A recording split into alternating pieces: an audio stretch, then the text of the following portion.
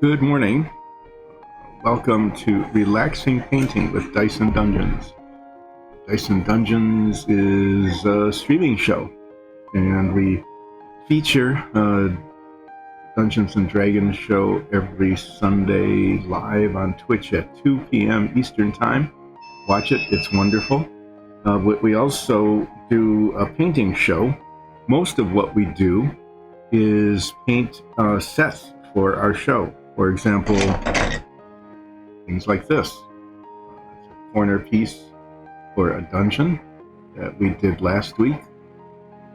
That's a kind of a spectacular kind of thing. It's got a brazier like this that has a flame. I might get to painting the flame today. Little special features like the throne of the evil king that we finished last week Friday. Looks pretty good. And those are all printed on the printers behind me. But this week we're doing a little bit different. We have printed dragon eggs. This is a primed example. It's all done on the printer. It's kind of a cool thing. It actually unscrews so you can put treats inside and then screw it back together again.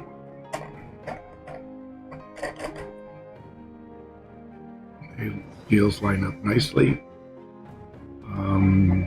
So what I did on Monday is I painted one for a metallic dragon that's done in 4 different metallic hues. I think it came out pretty well. That took actually quite a long time because there's a lot of individual scale painting and all the edges had to be done, and retouched up and everything until they came out pretty well. And then I also started this one, which is a much simpler pattern. It's a spiral pattern, and it's essentially 3 colors. I got the purple in, and as I did that, I discovered that it's really pretty easy in order to get the delineation between one line and the other by painting up to it. So the turquoise went in, and I let that slop over a little bit so that I'm going to do a metallic color here. And that's going to slop over into the purple, which I will pull out and redo to do the boundary between the metallic color and the purple. And then I'm going to have to play around with the little spiral on the top so that it looks good. It looks like, like this purple line here needs to be extended, and over here too.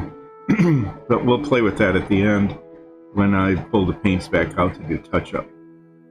So we use acrylic paints, and there's Yale makes some really nice metallics basically for aircraft, and you can see that there's some variation in color. So we want what we're doing to not be dull, so I can use the dull aluminum. We don't want it as shiny. This is chrome, which is the shiniest of the bunch, and the silveriest. So we're going to use this thing called duraluminum, which has a little darkness to it. We'll see how that looks. We'll do a couple, we'll do 1 stripe at least, see how it looks when it's on, and we'll play around with that. The colors can get pretty dark pretty quickly. I know you can't see it on the chart that well, but you can on the egg. This is the chrome, and that particular scale is the dark aluminum, so it's actually quite a bit darker. So hopefully this will be, the duraluminum will be a little brighter, a little less black than that, and will look good with the other colors. But we were thinking that, a metallic stripe would look pretty good with these other colors. If it doesn't, well, the magic of painting is that once it's dried, we just go back and paint it a different color. So that's the plan today, is to finish this egg and then to do something with this. What I'm thinking maybe I would do is make it look like a fire. What we've done with little campfires in the past, but they've been really tiny. flames like that, even smaller than that, is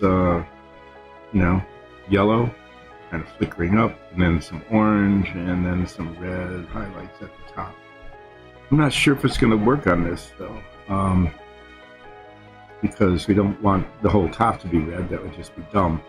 So what I might end up doing is give that a try. Is have the red lick up to the top, and then paint the very top of it some sort of neutral color, so that it's not just a red blob. Anyway, the first step is to thoroughly mix.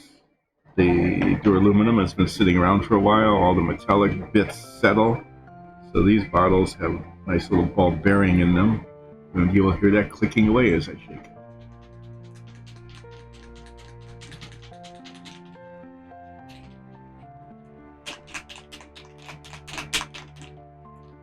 It's especially important to mix up the ones that have the black pigment in them, because otherwise it gets streaky. That doesn't help.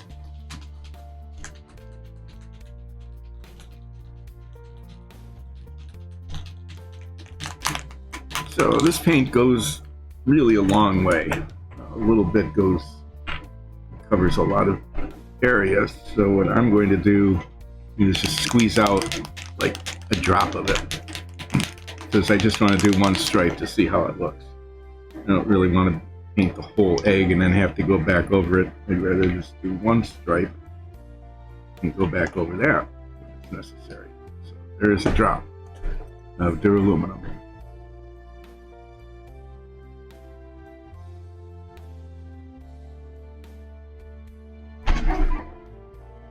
Okay, well, get some on the brush, and let's paint the shiny stripe.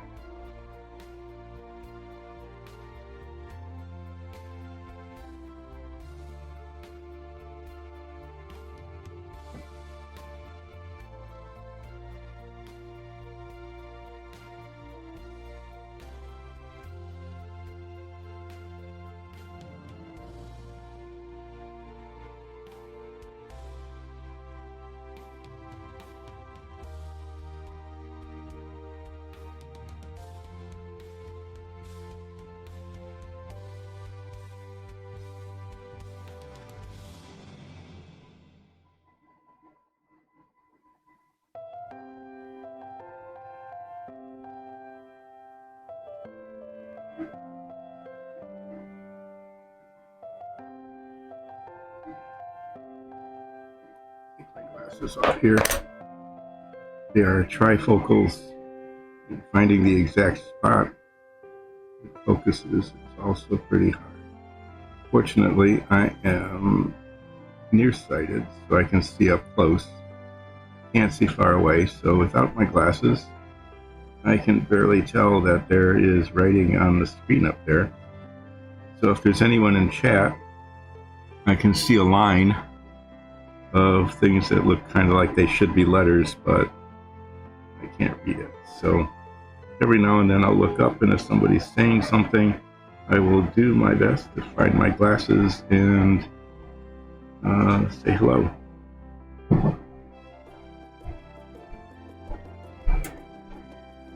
So as promised, I'm going to just go back over where the purple is, because I want to make sure that the scale gets covered. Just looking back at it, for example, I can see some spots, where it wasn't originally covered.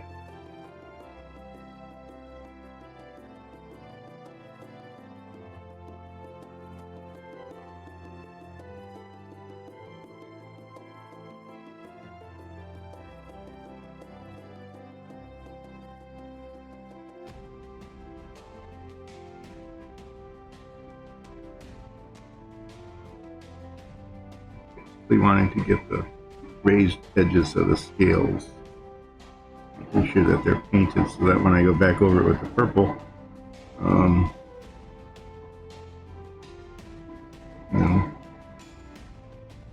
don't have to do it 3 times, I only have to do it twice.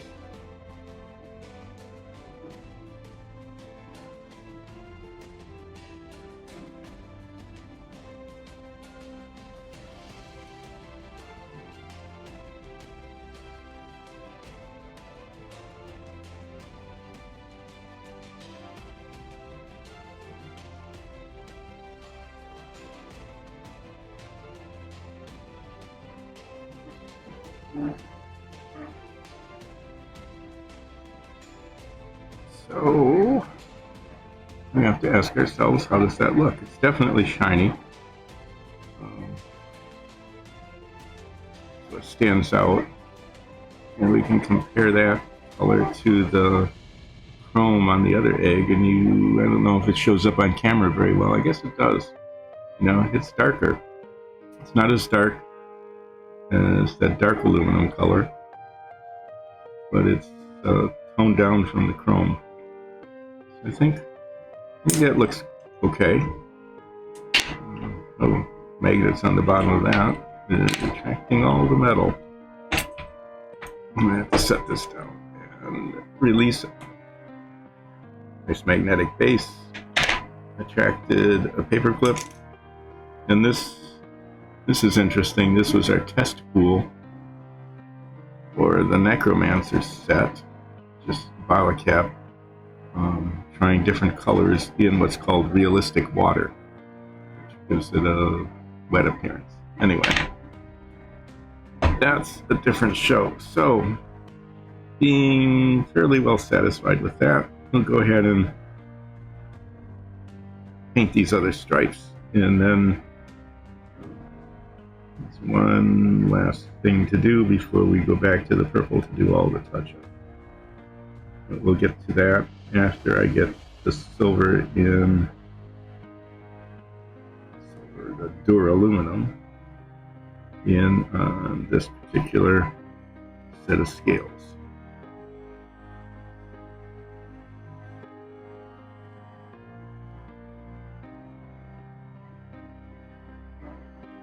I really like this. It flows really well. It's a little bit liquidy, so you have to kind of be careful with which direction gravity is pulling the paint, but it goes on really well, and a little bit of paint just goes a really long way. And it doesn't leave any brush marks, at least on surfaces like this. It's designed to be spray painted on large surfaces like wings and fuselages. And with that tiny little dot, basically did that whole thing. So it's pretty amazing how far you can go with a little bit of this.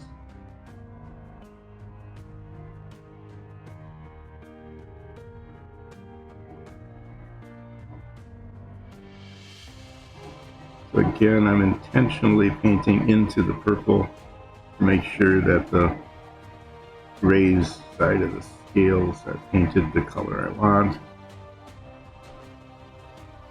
And then I can go back in when I do the purple touch-up anyway, and basically redefine the purple scales.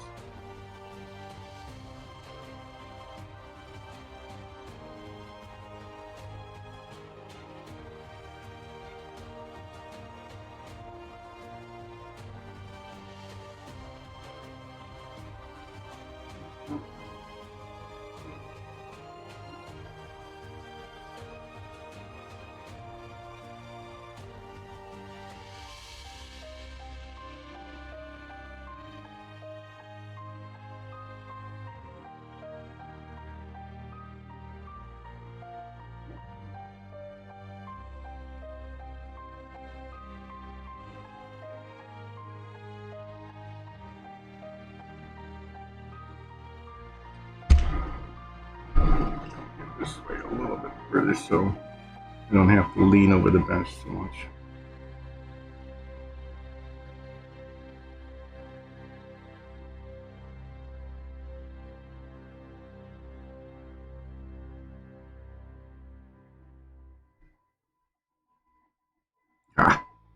Okay, well, there we go. Get to do turquoise touch-up on that as well. As the work slips in your hand and splash.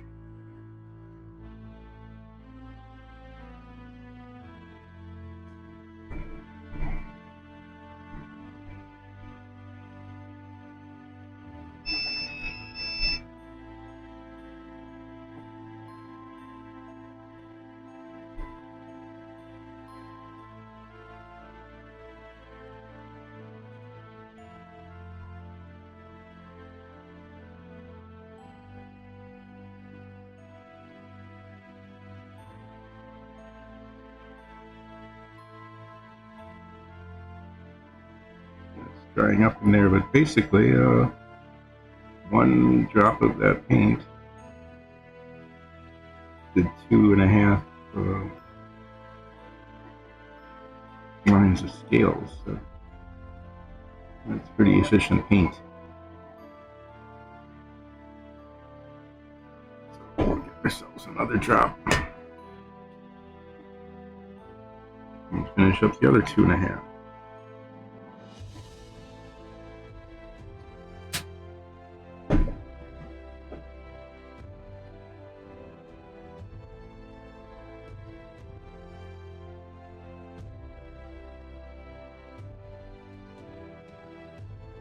Well, one thing about a mark like that is that it's so obvious when you come around to do touch-up, you're not going to miss it.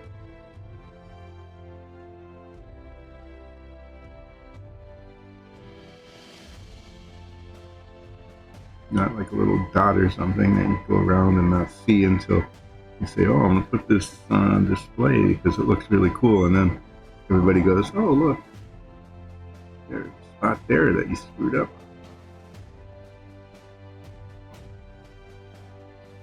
Yeah, this is the stripe. I don't know if you noticed that, but actually I hadn't gotten purple paint in far enough under the other scales, so it needs to work out pretty well.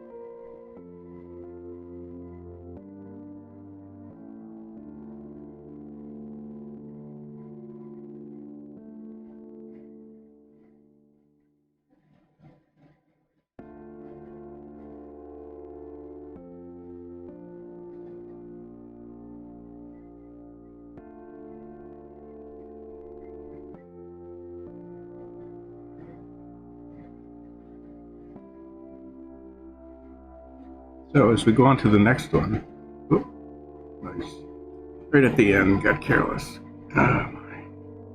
is we discovered that the number of bands on the egg are not divisible by 3, so there's an extra stripe. Okay, so as I paint this, you can see that there is one band of scales left that we need to decide what to do with that. So as I finish this up, what we decided to do is that we have a really kind of nice charcoal black color. So rather than, painting it something that would just really jump out at you, like red or orange or something that would be incompatible, we would just say, yeah, there's an extra one here, and it's going to be painted basically black. We'll see how that looks. I think it'll be okay. It's just one of the stripes in it. It might be kind of visually interesting without being intrusive or messing up the kind of the color scheme that we got going here. Looks too bad. And I'm not being as careful as I should with this.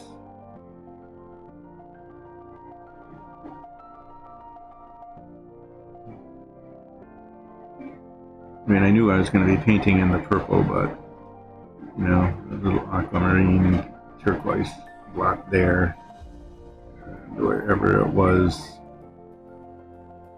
up here, I have to remember where that is. That is the kind of thing that you can miss during touch-up. And then everybody else goes, oh, look at the flaw.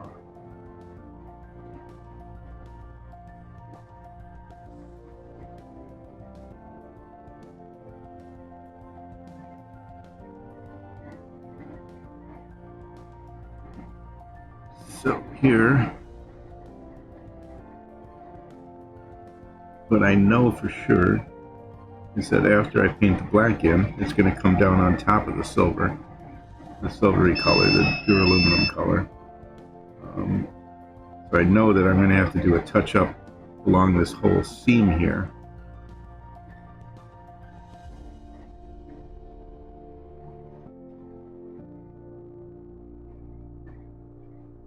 So yeah, it looks like, purple for sure, duraluminum for sure, and a couple of spots of the turquoise that are going to have to be cleaned up when I get around to that. So there, you can, see how that's going to look.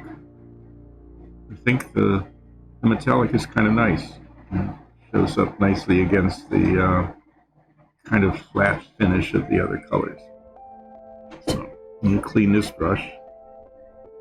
Let's see, do I need to do more on the top here? Yeah, I'm just going to extend these since I've got some paint left in the cup here, tiny little dots. I'm going to extend it up here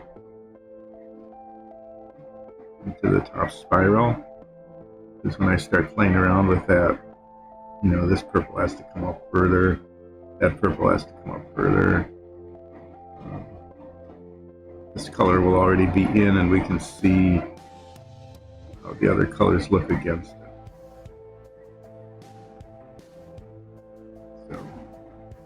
I'll probably end up spending almost as much time trying to get this little thing on the top as I am doing some of this other work. Okay, well, I'll clean this brush.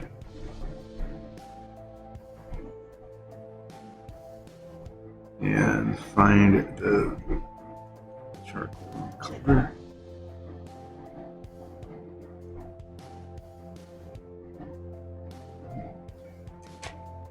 That was a Viejo metallic paint. This next paint is a Tamiya, and it's called Nato Black. Apparently that's the color Nato uses when it wants to paint something black. A lot of the Tamiya colors are made for military equipment, tanks and armored personnel carriers and things like that.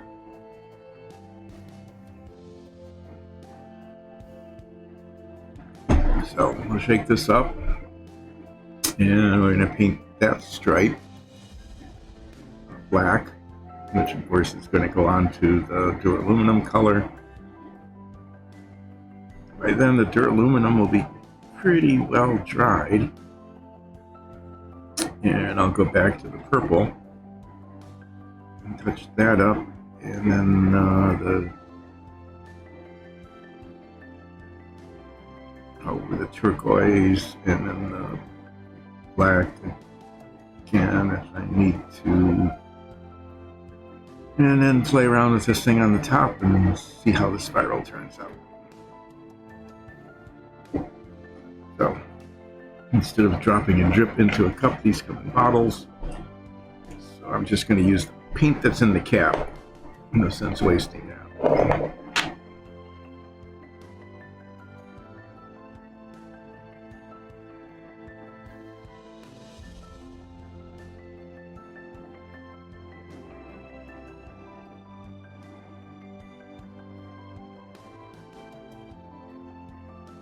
And if this turns out to be like too dark, or if it just looks wrong, I'll pick another color and play with it.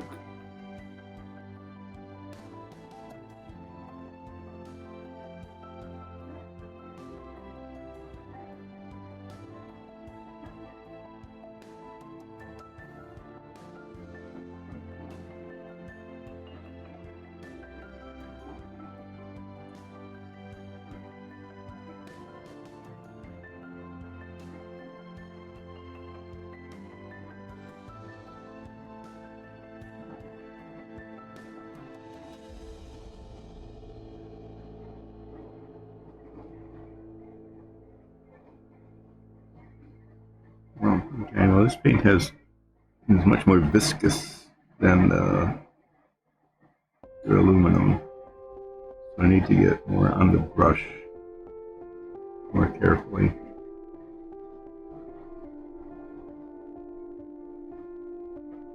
As you can see, it goes on pretty dark, but as it dries, it gets more charcoaly than deep black.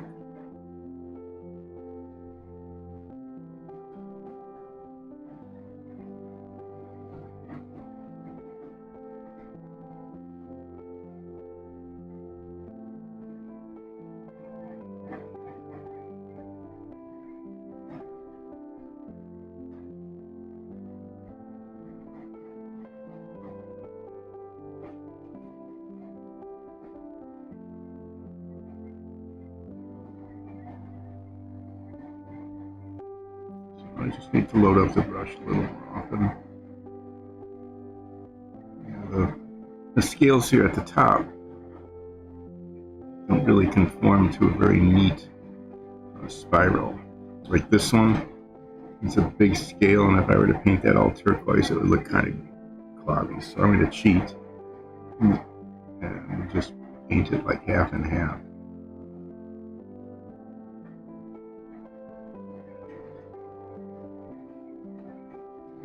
Yeah, we're going to have to do a bunch of playing around up there. So now, sadly, I will be painting over some of the aluminum that I just put down. It's just, I know, I could very, very carefully make that delineation, but it's really a whole lot easier to do it this way. Just to paint down over it and then come back and touch it up. And a little bit of lazy but messy, but lazy but messy. But in the end, it works out. So.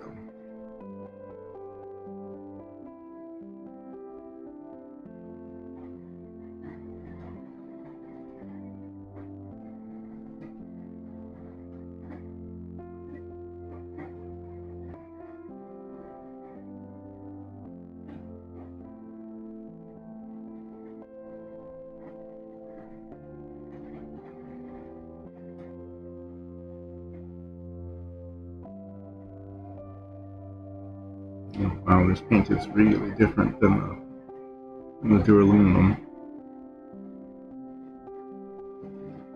Usually we've used it for like bigger surfaces.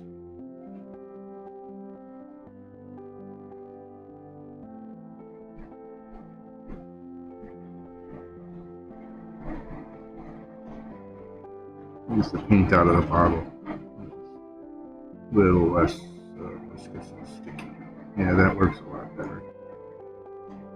I like to not waste the paint that's in the bottle cap, but On the other hand, if it makes your job harder, not worth the 0.02 of a cent or whatever it saves.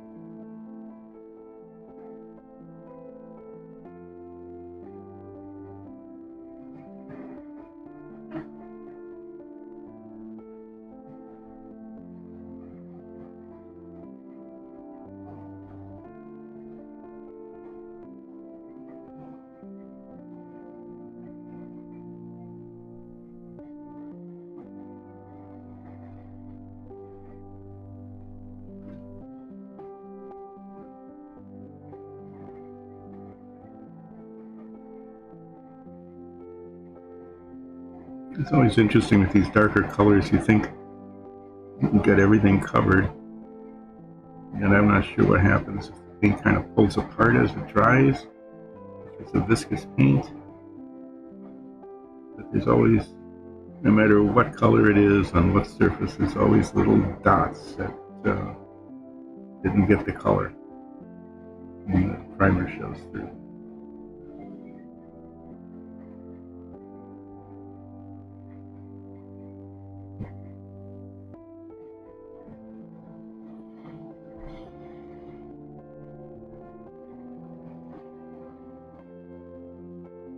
So actually, I think that actually turned out pretty well. I mean, there's this one black stripe for reasons on the egg. It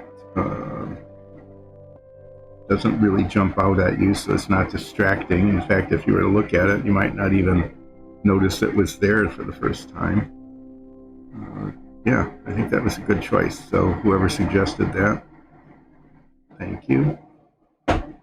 Cap this back up, and now we're going to do a whole lot of repurpling,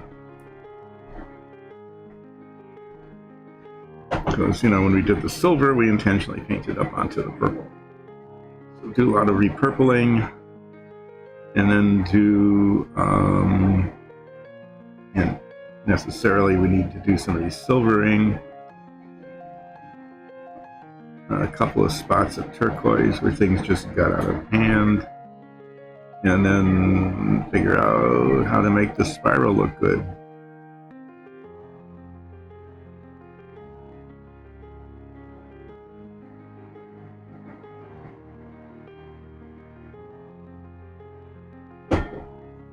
And if we need to, we'll come back with black.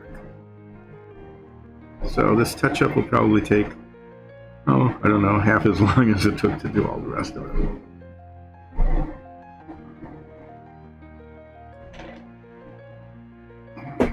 Purple.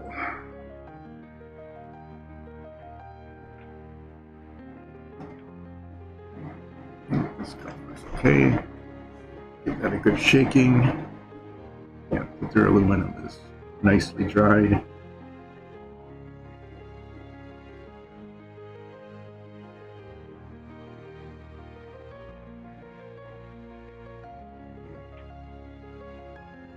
Get a couple of drops of this. Just come out. Yeah, kind of gooey. Yeah. So we finished. So we'll start at the first one we did.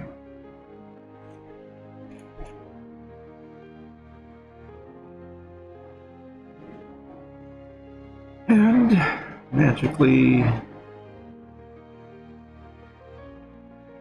the messy line disappears, and a nice not messy line reappears, appears. The paints match. You'll never know that was the intentionally messy technique that I used to get this.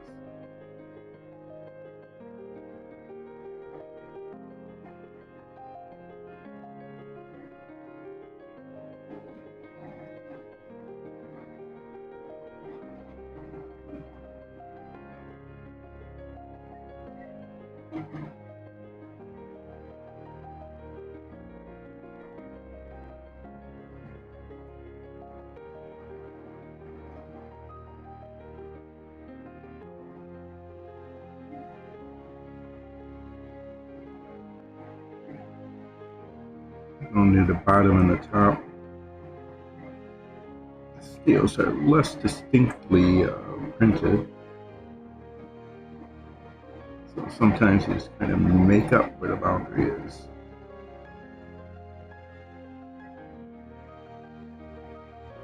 At the same time I'm doing this, like I said with the dark paint, sometimes you get these white spots. And if I see some of those, I'll just put a dab of paint on those too.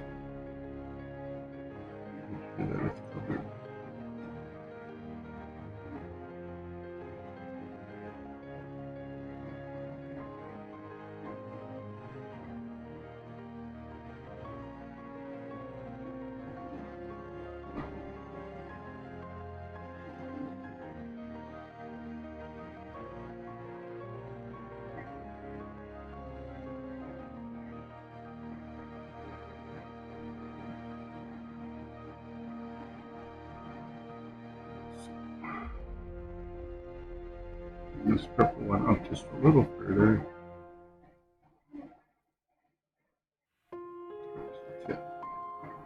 Okay.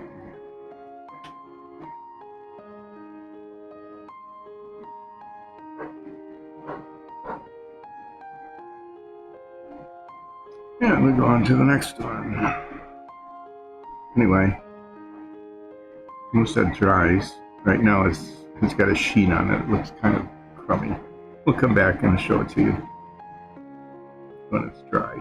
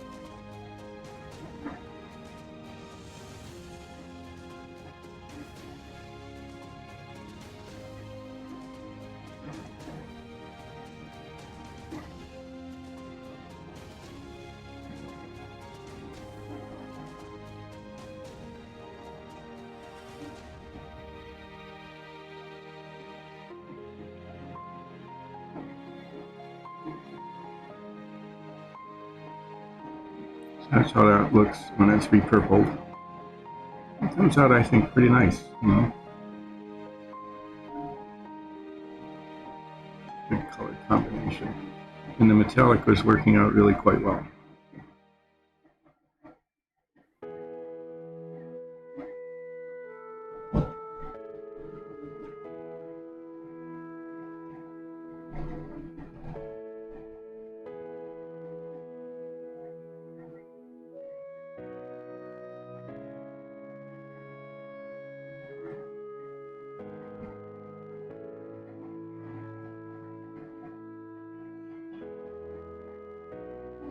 Let's see if we can make this major oops go away.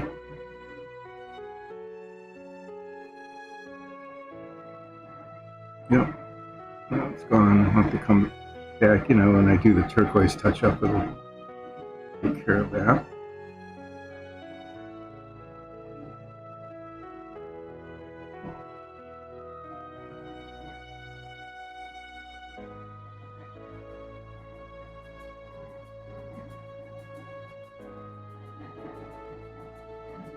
Little spots here and there. Okay, get up here, top here. See how this turns out.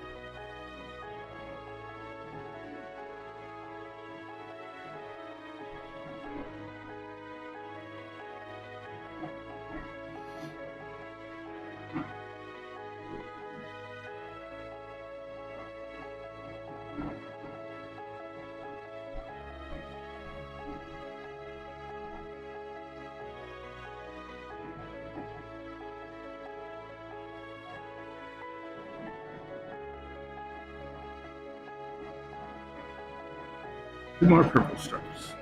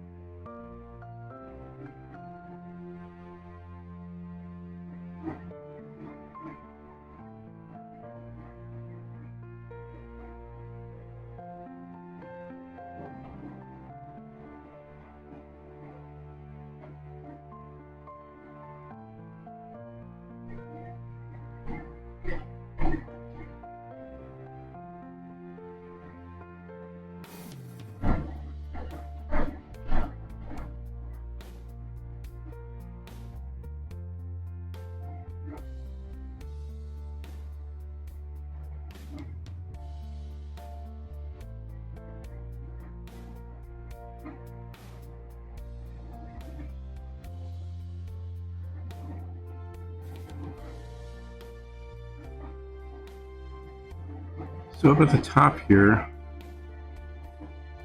we just as soon not have to come back like over and over and over with different colors. So paint as much purple in here as I think needs to be here, period. And when I come back with the other colors,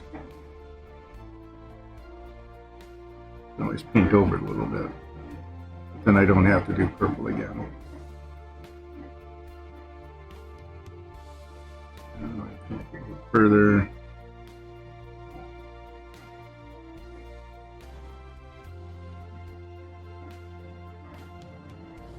This one pretty much needs to end there. That's how the scales go. Can't get that little spot.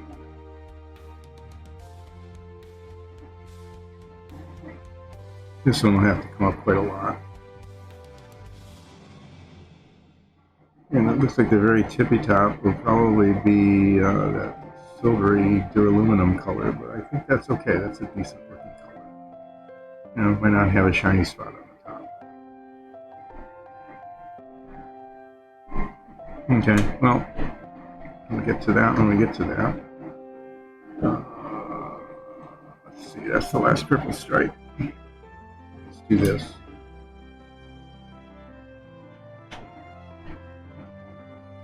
And then we'll go back over and look at all the purple, make sure that all the white spots are covered. You know, that I didn't miss anything.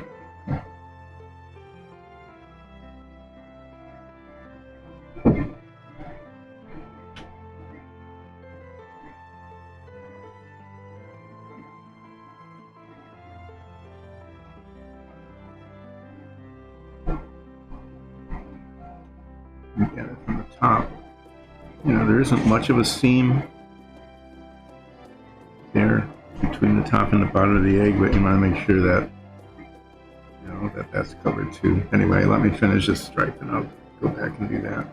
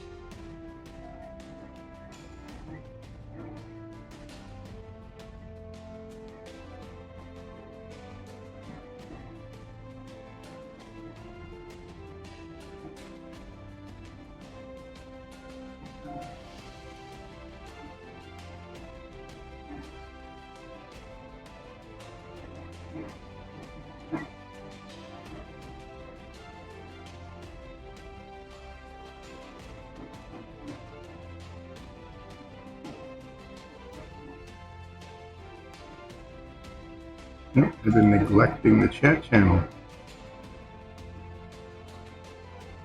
Put on my glasses after I finish this purple here. I'll put on my glasses and see what's going on.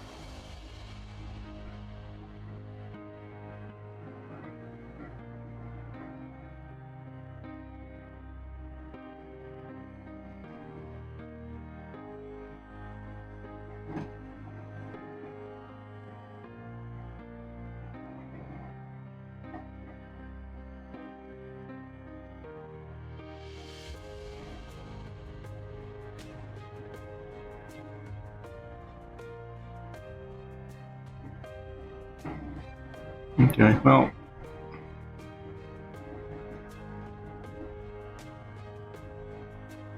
this doesn't look really good right here. I'm not sure. I'll have to play around with that. Probably with the turquoise color coming up a little further. This might come up just a touch more.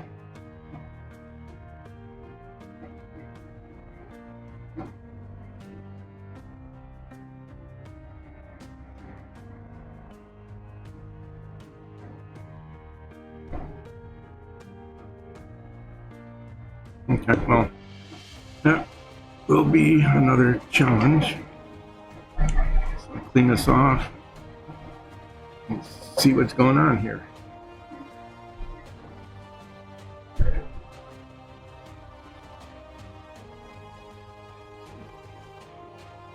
Hi.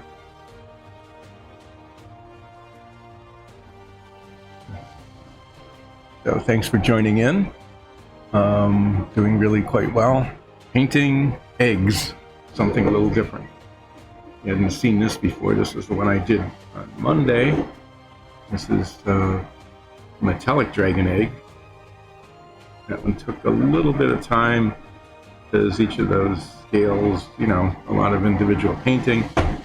This one I'm doing more in a candy stripe kind of fashion, and it's coming out pretty well. It's going back and forth doing touch-up now. It's like, anyway, I just did the purple touch-up, and now I'm going to do this metallic touch-up, and then the turquoise touch-up. And I don't know if I need to go back with the black or not. We'll find out. So, what I'm going to do now is pull out this cup, which has the nice dried duraluminum paint on the bottom. Give it another shake up.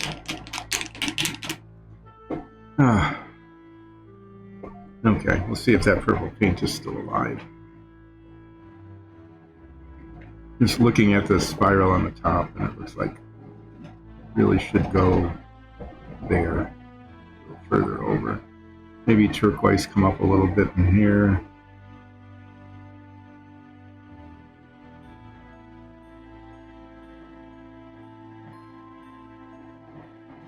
Yeah, we'll see how this all turns out.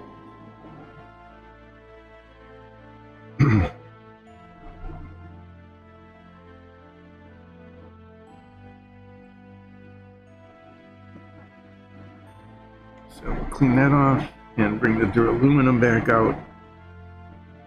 The main thing is to retouch it up here where the charcoal black went in, because I intentionally swapped it over to make sure that it covered the sides of the scales, and play around with the top a little bit and see if there's any other spots where, you know, the purple color came up too high or not. So I'm just going to need like one drop of this. In fact, one drop is too much. This paint really goes a long way.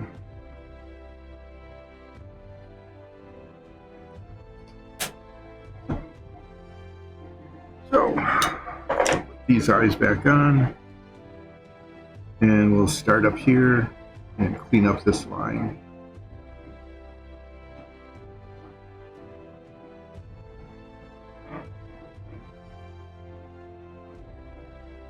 I think this looks really good against the black.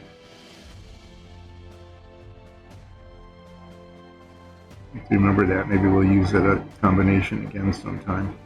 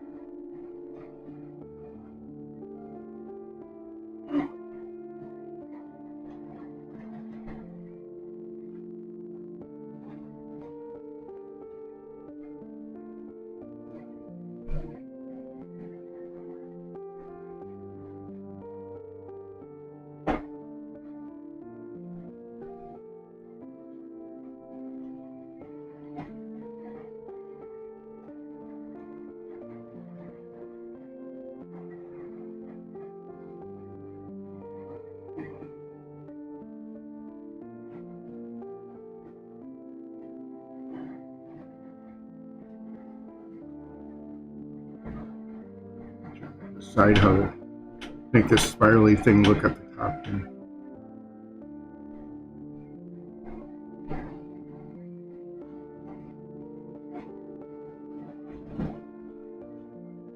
Kind of ignoring the scales at the top because they don't necessarily match up with how it should look.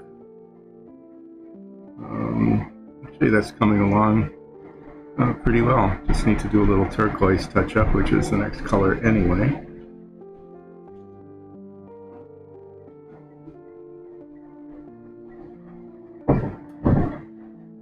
Otherwise, not too bad. Going to go with that. So I'm just going to look around, see if there's any spots that need some of this metallic touch-up.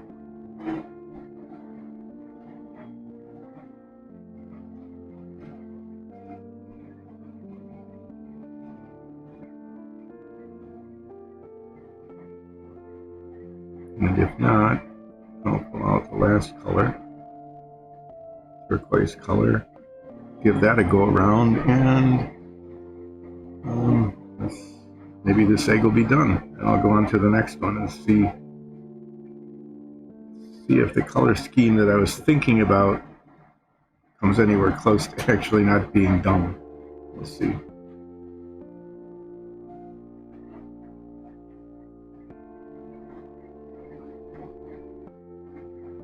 Yeah, I'm thinking this looks okay.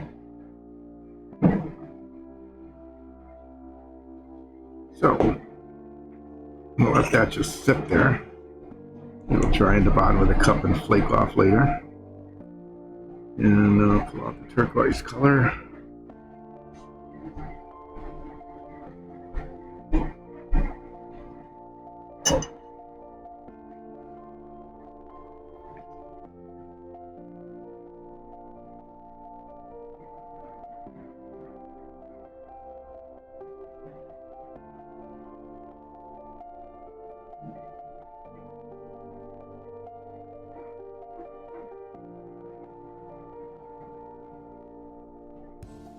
Ooh, okay, we get visited by a nasty bot. Okay, that's always exciting.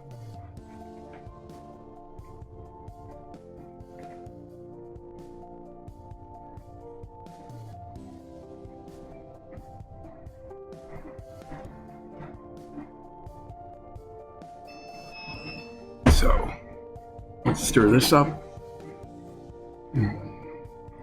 Hopefully, what will be the last touch-up on this spirally dragon egg.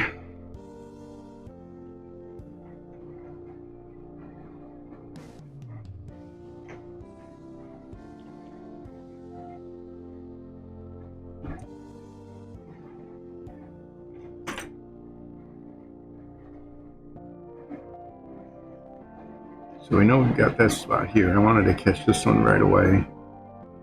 This is the kind of thing that you could end up missing.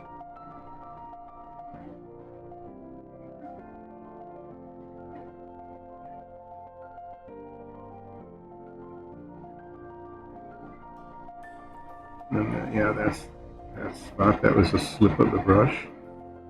Make that go away.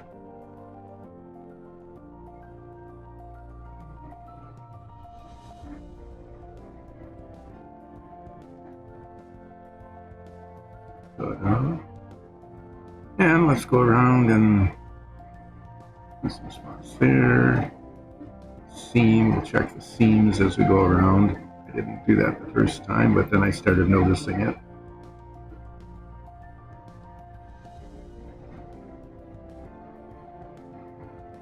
Looking for white spots, looking for slip-ups. I'm gonna have to do a little bit of charcoal there, it looks like. But, yeah, it is what it is.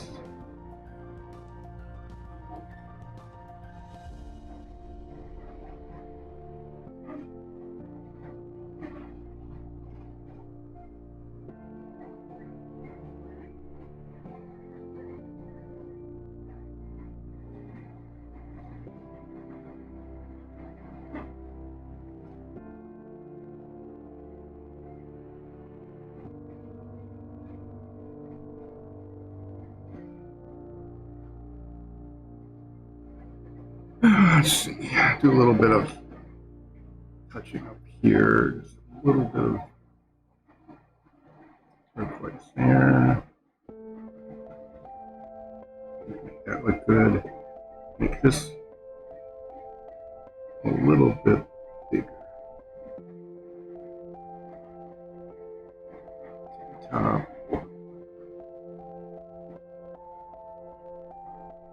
This can come up here.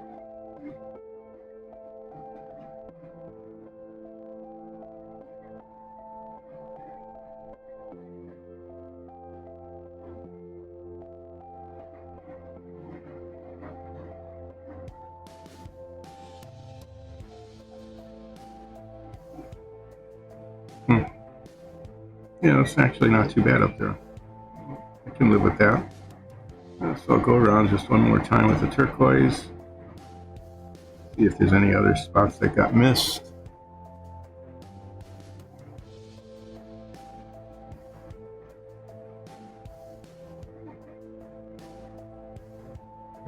Delineate the edges.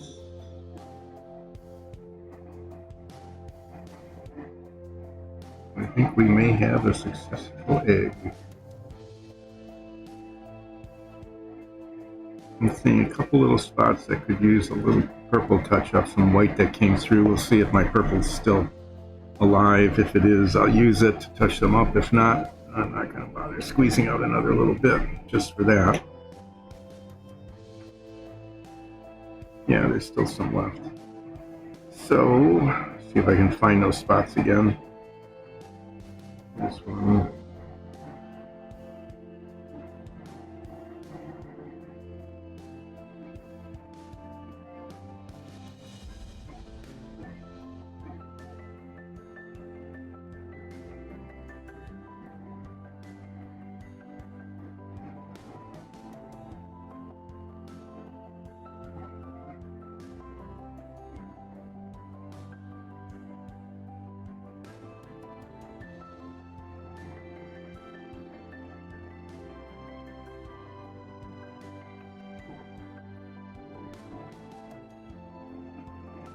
I'm going to cheat a little bit on the scales here, because that just needs to be more purple and less silver right here.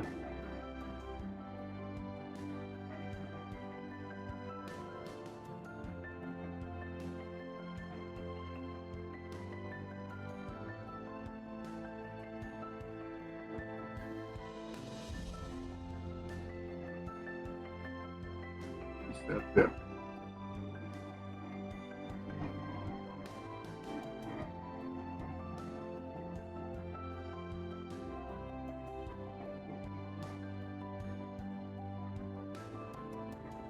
Okay.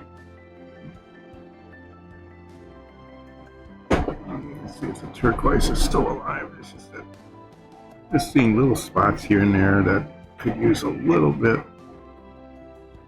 of retouching.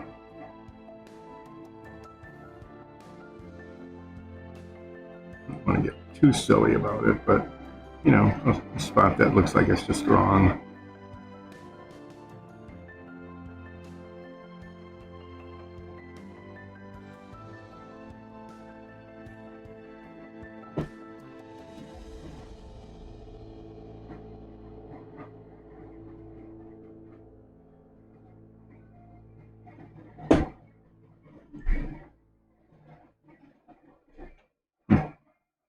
I've seen all these little white dots within the purple.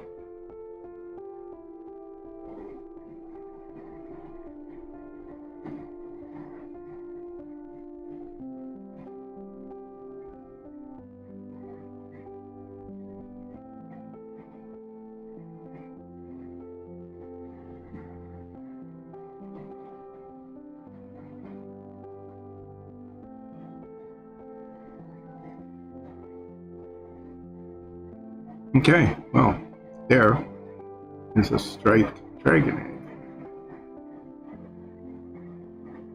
Looks like that came out pretty well. So what we're going to do now is clean these cups out, because we're not using these colors again. A little water in there, water in there. Take them to the sink, rinse them out. Clean the brush well. Let's see. It's only 11:15, so we've only been going a little over an hour. Thought that would take longer. This first egg took forever. Took like over three hours to finish that. This one took less than that in total.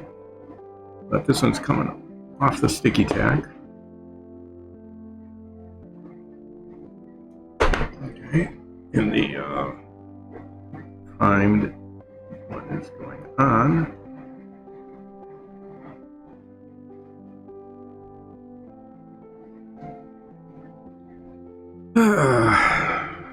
So what we're going to do with this is paint the base probably just back and forth like that with that charcoal gray, because that's the base of the fire. And then I'm going to paint yellow up like here and kind of asymmetrically. Some will go up here, some will come down here, some up there. A little bit of orange and then some red tips at the top.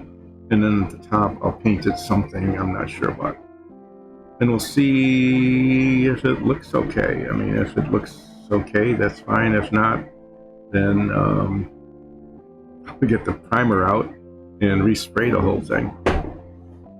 So what I'm going to do, since this doesn't involve a cup and these are just sitting here soaking away, is get that charcoal gray out again. And that's the color I used there, which is kind of a nice color. Actually, I can even touch up that little spot. I'm going to paint the very base of the egg. That'll be an easy thing to do. And then probably take a little break. There's that one spot right in the seam there, which has now disappeared. Yep. So we're going to paint like this, the scale here.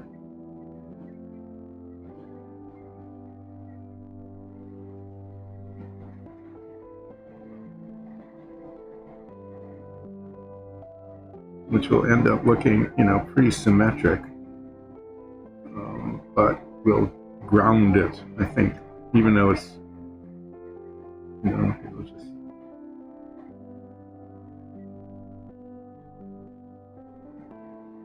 make a nice contrast with the bright yellow.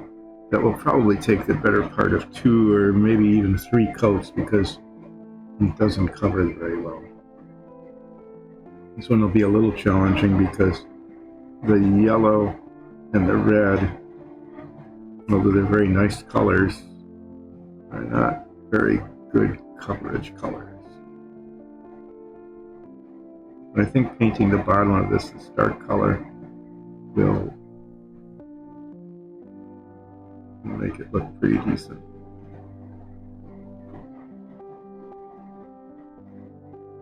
So we'll get this in and then take a little break, even though it's not going to be quite halfway through.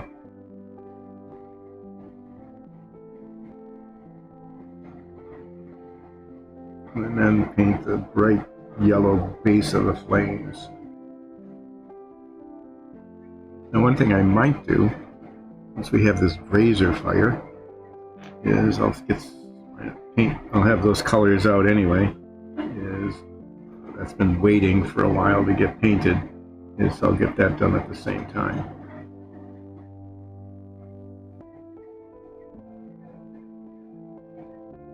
So this is not going to look more like a natural fire. This is going to be a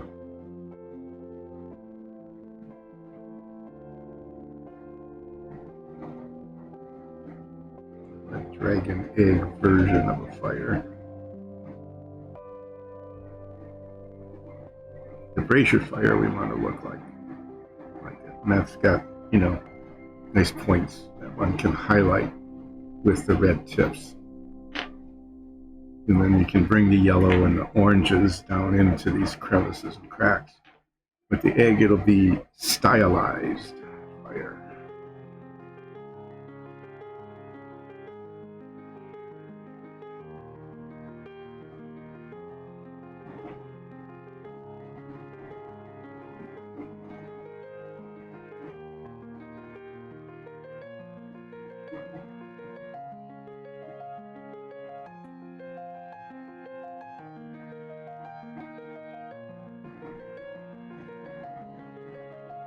Basically what I want to do is make sure I'm covering the scales so that I can paint into them.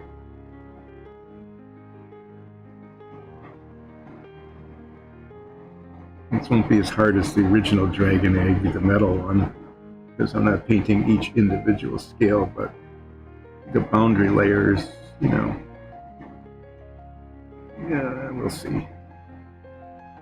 Sometimes those are hard to do, especially with a paint that doesn't cover very well. So getting this yellow on next and deciding where it goes will be a little bit tricky. And I'm going to paint it up higher than I want it. I do that with the other flames too, is if you paint the yellow up, the first coat, up higher than you need it, then you can paint down into it and play with the boundary lines a little bit.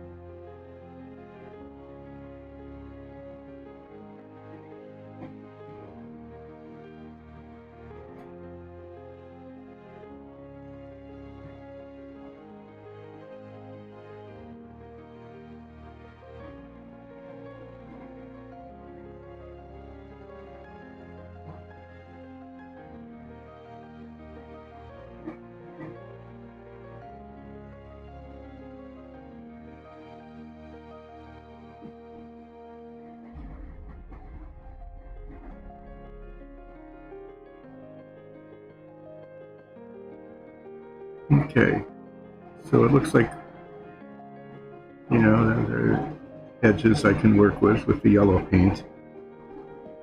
Come at it from the top and make, you know, pretty decent looking scales there, but pretty much what I'm going to do when I get the yellow out is kind of play around with how far up I want it and maybe make it, I don't know, you know, it's kind of tempting to just make it symmetric like this with maybe a little bit of like up to here and then up to there and then up to there and then back down again. But I'll probably paint up to about here, because I can always paint another color on top of it. It's kind of hard to visualize right now where it would look best.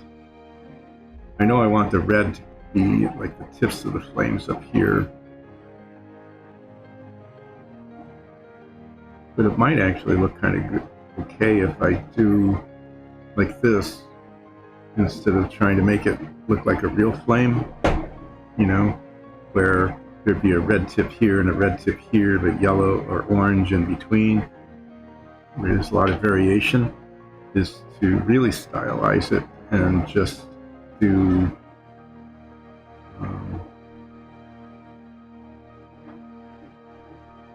I'll do it with the black so you can kind of see what I'm talking about.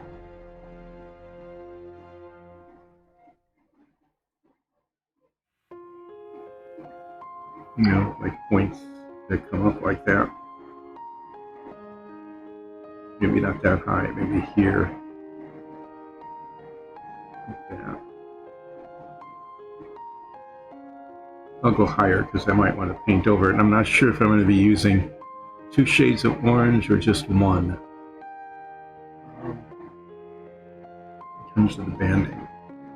It basically is going to be like yellow, orange, red, and then something neutral at the top. So I may end up with yellow. Yeah, it's finicky paint. I'll just probably take like 3 coats, like I said, in order to make it work well.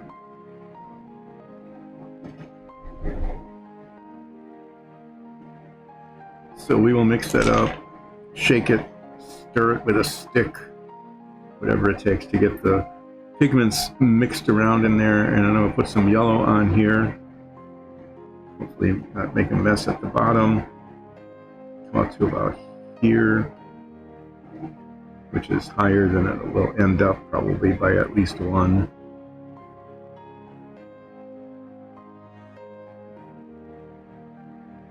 Now, let's see how that ends up looking. So I'm going to take a quick break and be back in about 10 minutes.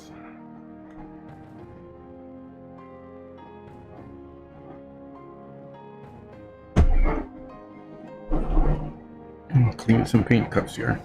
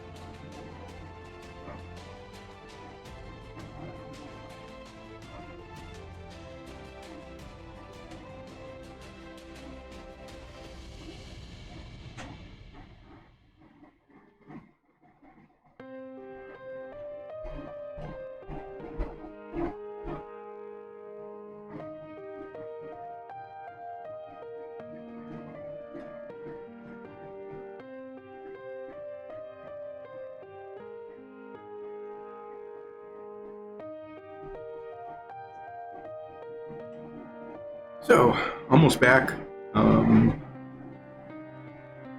Need to get this trusty paint stirring stick. Many layers of dry paint on it. Why not? So what we're going to do here, I'm going to clip this, I'll explain that in a minute, is try to make this look flamey.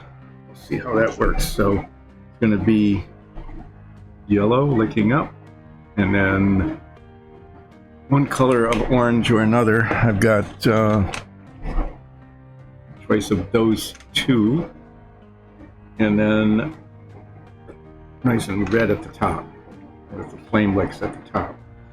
And I decided that with this, at least, instead of trying to do like real flames, I'm gonna do stylized, so it will just be, you know, yellow and then orange and then red. Probably, I don't know, I could try both colors of orange. We'll see how it looks.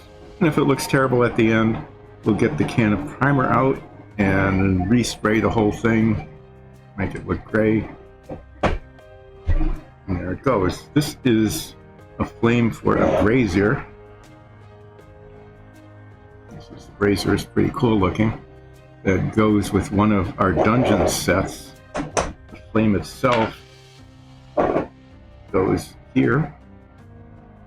It's attached with a magnet, so it doesn't fall out, which is a pretty cool thing. But that has to look flamey. And I've done campfires before. I don't know if I've got one. Actually, I might pull one out just to see what I'm doing. So this will be flamey, so the yellow will come up, and then I'll put an orange in, and then the tips of the flames will be red.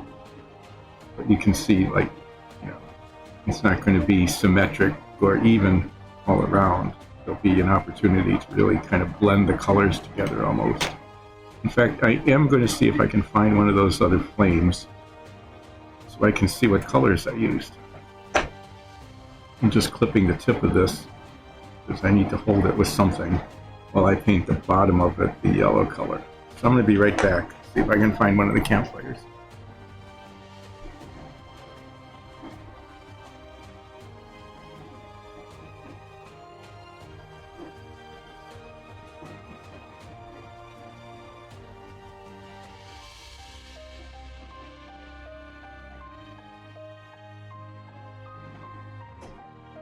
A bunch of campfires, so you can see that in the past I have actually used both colors of orange. This is the lighter of the two, the yellower, and then this is the darker. And looking at them side by side, it's pretty obvious that that's the one to use.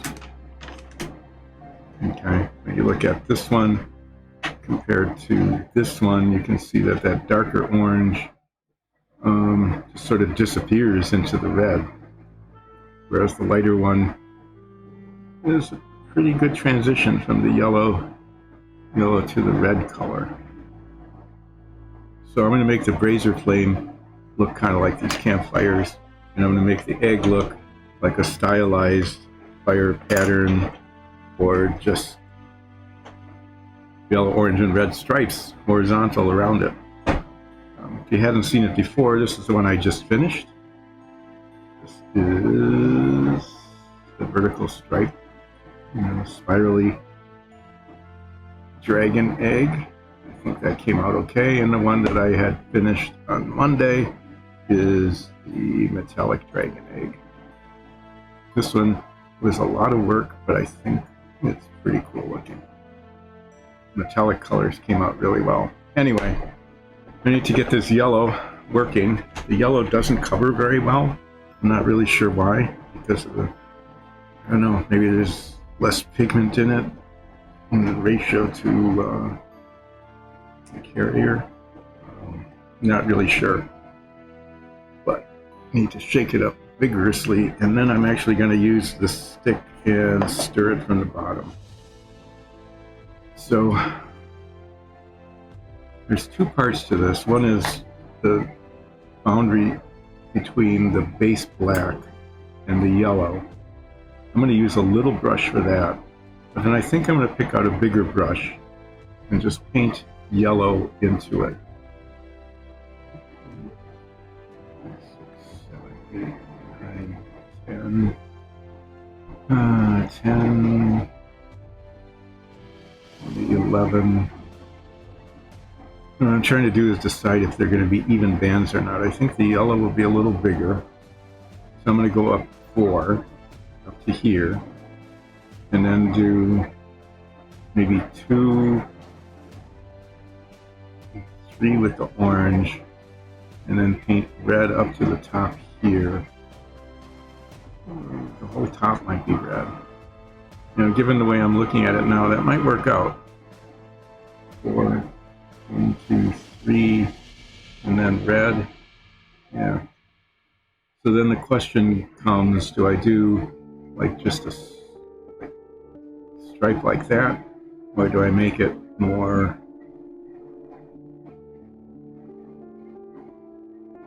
I think maybe like 2 points, 2 scale points instead of 1 scale point. I might go like here.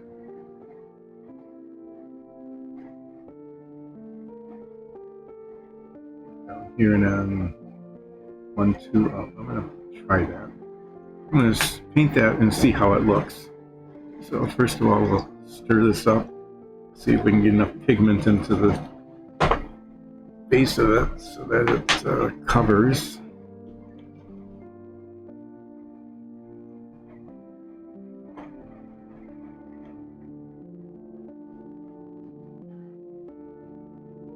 This pigment sticking on the bottom of the stick there, so you know that there's some down in the corners.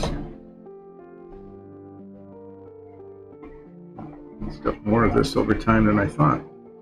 Anyway, here, it's yellow. I'm going to use a small brush first and use it to paint the border here on the bottom.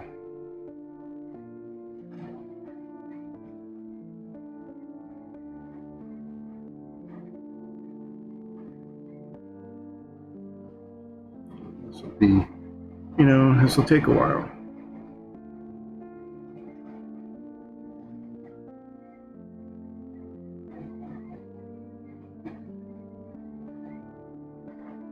So once I get this painted in, I can get out a bigger brush and paint up to where I want it. That will go a lot faster. But this a little tedious. In all the spots. The boundary lines of the scales, which are at the bottom, are not as distinct as they are further up. But I want to get far enough away from the black so that I can use the bigger brush without making, places where I need to go back over it many, many times.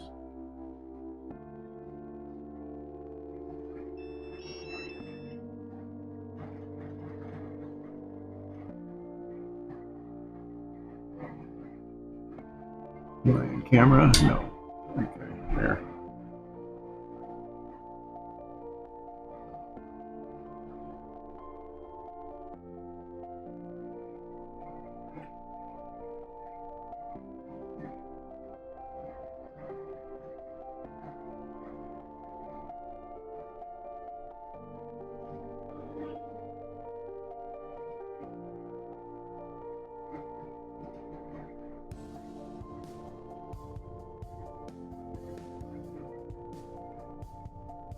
Yeah, this is like painting that metallic one. It's getting the boundary lines. Takes a good long time.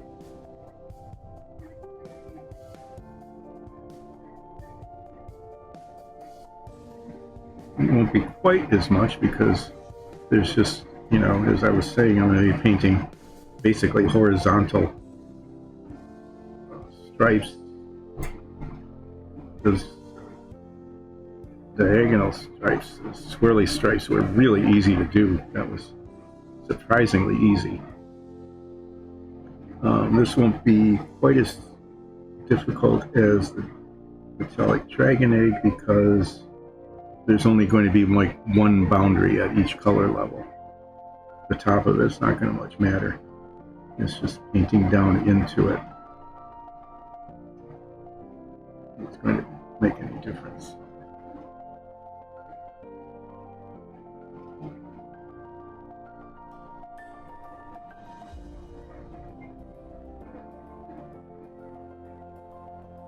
Everything contrasts really well with that Nato Black. I kind of bought that by accident. I was looking for black paint to replace the one that we used up, and the place I was getting all the other colors we needed from didn't have the Tamiya Black, but they had this, it said black, so whatever, but it has just really kind of a nice texture and color to it that is not as deep, I guess I would say, as the regular black.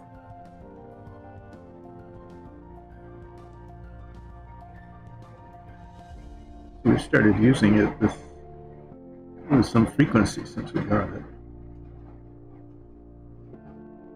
Okay, that stick is done. That will just be in the way, making a mess. Yeah. Okay, I need to clean that off.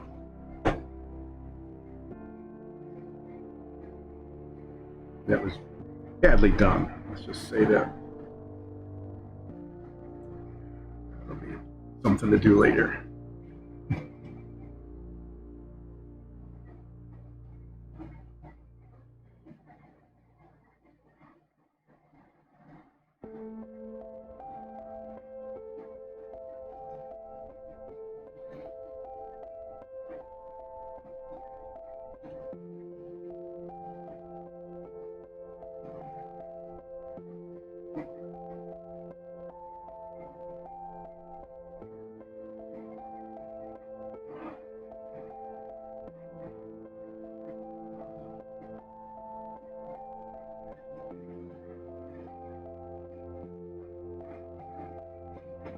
I said I want to come up far enough on the black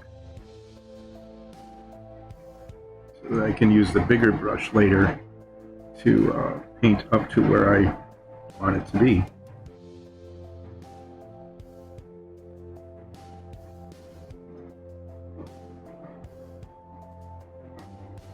I'm just trying to get, nice even lines here. The scales are not very well delineated in the print on the bottom compared to the rest of the body.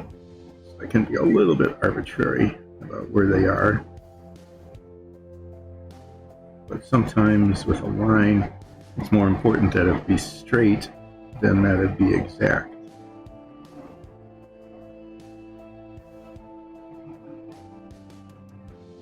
It's pretty easy to pick out a messy line, but you can't always tell if it's in the right place.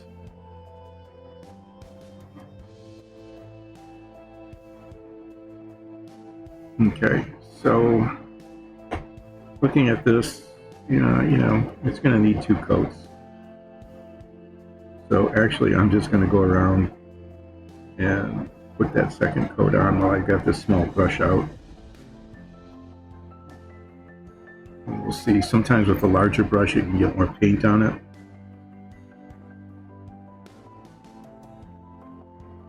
Might not need the second coat, but this does. Otherwise, it looks sort of transparent. It didn't cover badly though, but it just didn't cover as well as one would like, because you want these colors to be not really kind of flat and maybe uneven. You want them to be, for this particular egg, pretty bright.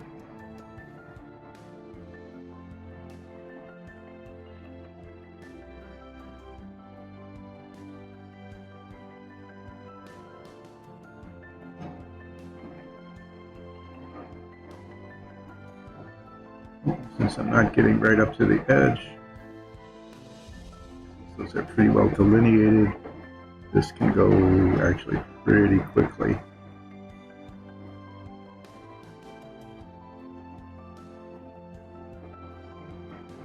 At least compared to the first time around.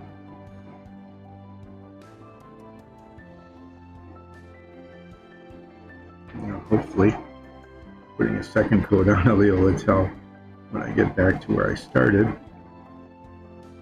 because there should be a difference in how it looks.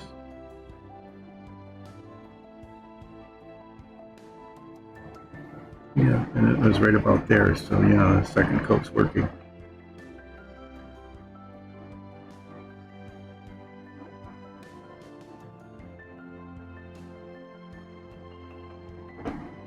So there is yellow at the bottom, kind of a nice contrasting color, covered pretty well. I'm going to paint the yellow, the base yellow, like, just to give you an idea. This is going to probably go higher than the final version. I'm basically going to go around like this. Actually it's about as high as it'll go. And then I'll do a couple of oranges.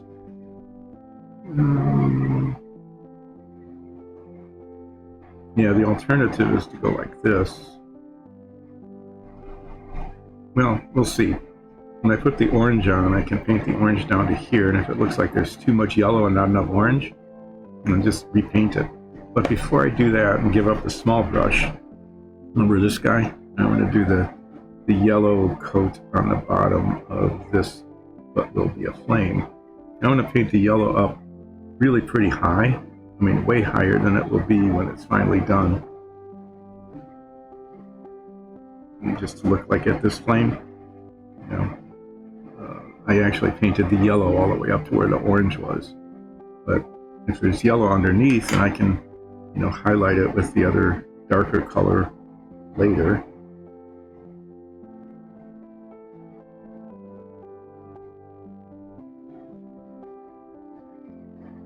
So, like on this little flame lick, the orange will probably be about here. But having the yellow on the whole thing actually makes it a whole lot easier to visualize where the flames are. Like here, there's this little flame lick that comes up.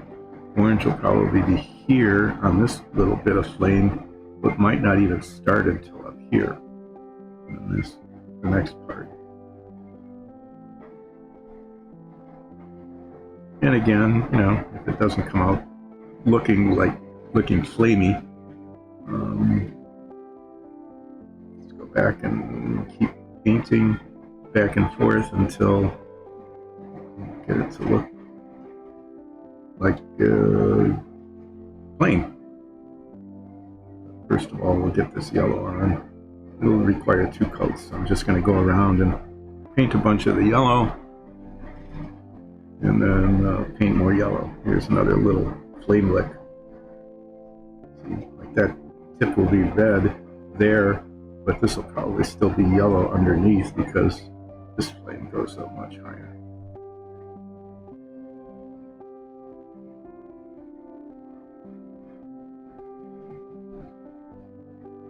It's a pretty cool printed flame, but getting it right to look good on camera and in real life, well, that's another story. And then the main flame, there's this little ridge here, so this will be yellow, but then there'll be some orange and a red tip there, whereas down here there's little flame licks already. So it'll be kind of interesting going back and forth with different colors until it looks as good as it can. Probably be using the bigger brush on this, but I want to get, at least in the first coat, into the nooks and crannies, like underneath there. That needs to be yellow, behind that little flame lick. So this might be orange here, it'll still be yellow underneath. Yeah, providing a nice, kind of campfire-y contrast. This is the main one, so that's going to click all the way up.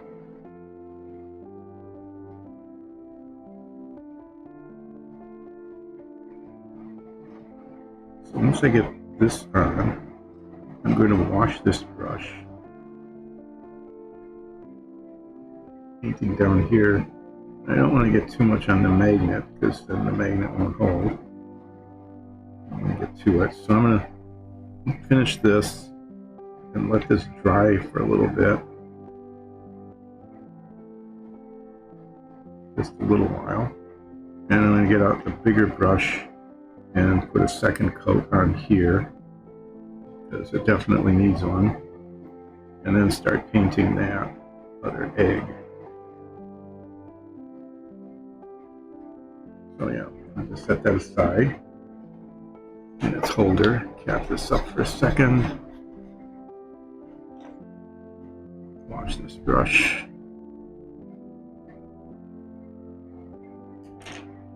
So what's going on here? Nope, getting all sorts of bots today. Wednesday must be annoying bot day.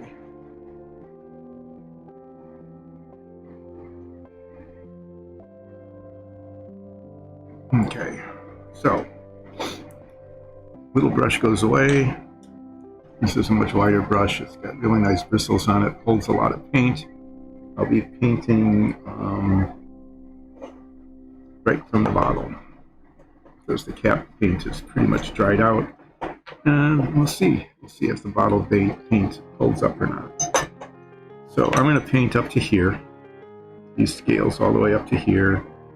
Doing a 2 scale, not just a, I could just do a raggedy thing, but I think like that. And we'll see how that looks. And then I'm going to paint orange like 2 levels up. And if it looks like there's not enough orange, I can go back and do more orange. But I don't really just want a yellow egg, I want a flamey egg.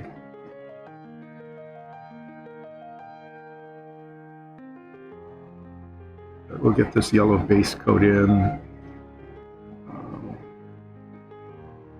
Spread the paint around nicely. Go back, put in definitely a second coat.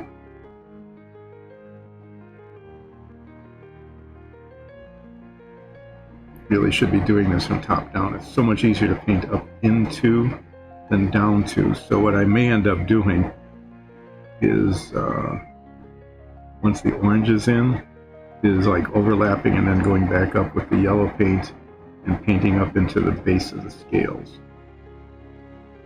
And like I did with the other one. So unfortunately, the way we're doing this is kind of backward, but it has to come from the bottom up in order to see how it's going to look. Anyway.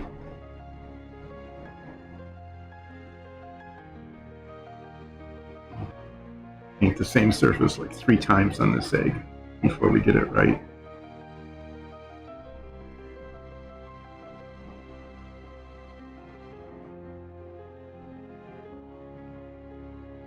So, you know, I'm going to be careful as I can when I paint the orange in, but, you know, in order to get the orange into the bottom edges of these scales, it's going to have to come back over the yellow.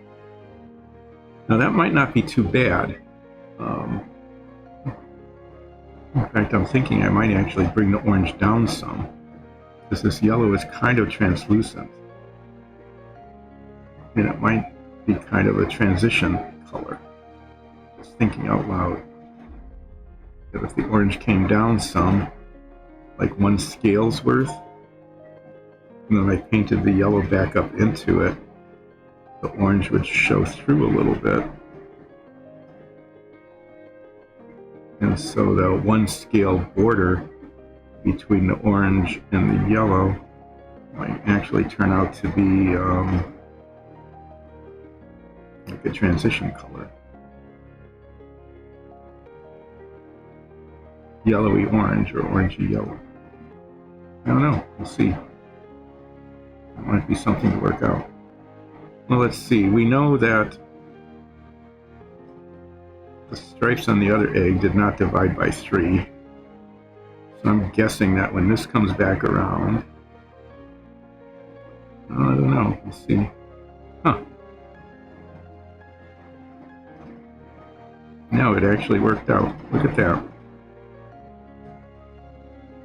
I thought we'd have like a half of one, but it actually came around.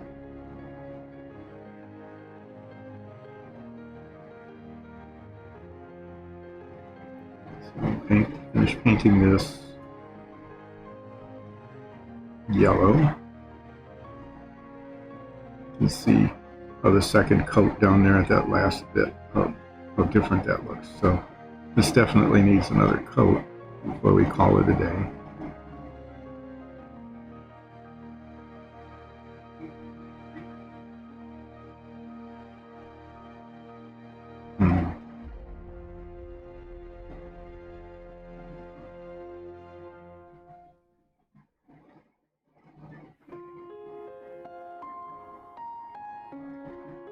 Yeah.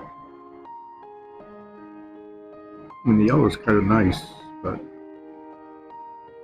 anyway, we'll see. I'm going to put 2 scales worth of orange on all the way around.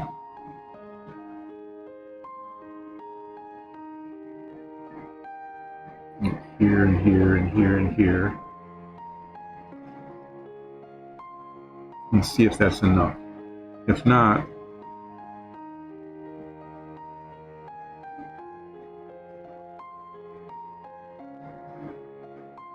three,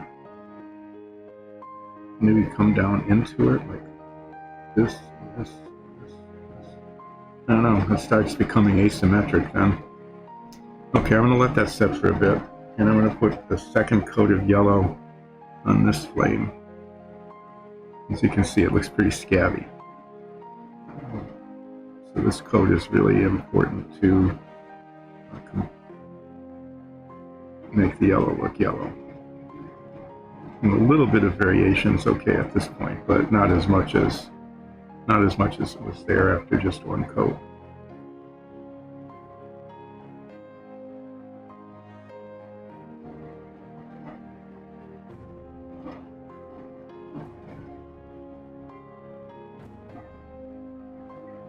That'll be a good base coat against which I can put the orange paint next.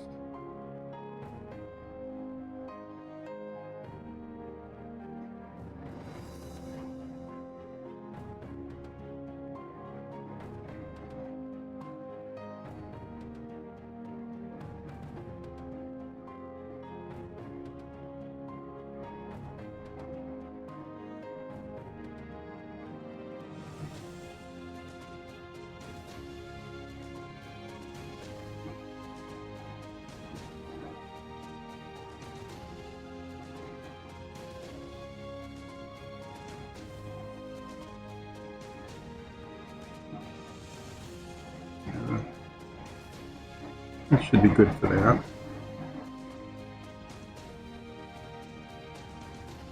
Let that sit there. Come back to this and see what I'm looking at here.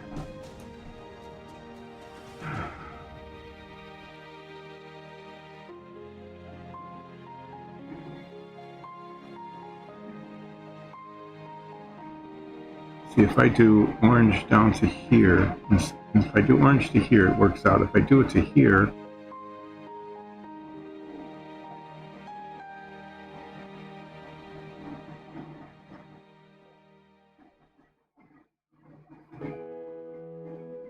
well, I'm going to just do one of these. Yeah, but I'm second coat of yellow first before doing anything else, obviously, because that just, I mean, it clearly isn't covered. So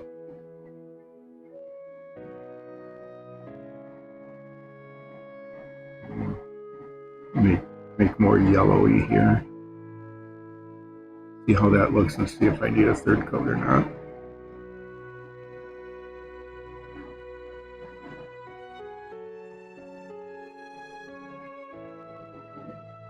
I'm thinking what I might do is experiment with orange and then the red on top of it and see how it looks. And if it doesn't look right, then we'll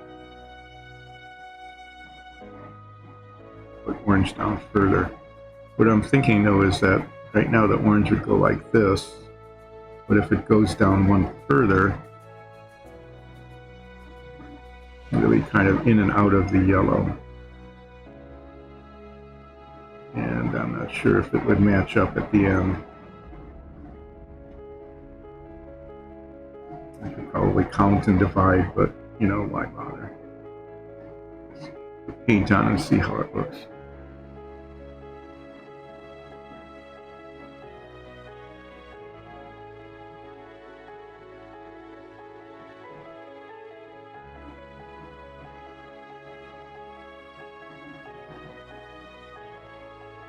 I'm thinking though that the yellow just comes up a little too far, that there's too much yellow and not enough of the other colors. Which we can't tell until there are other colors to see if there's either the right amount or just too little of them.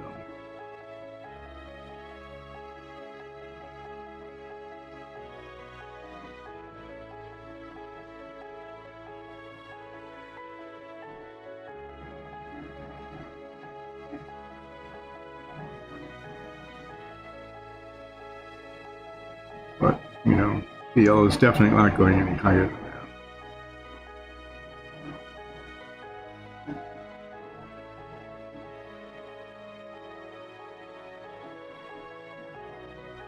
And I think we're going to need 3 coats really to give it the look we want. There's just too much. The dark primer is still showing through here.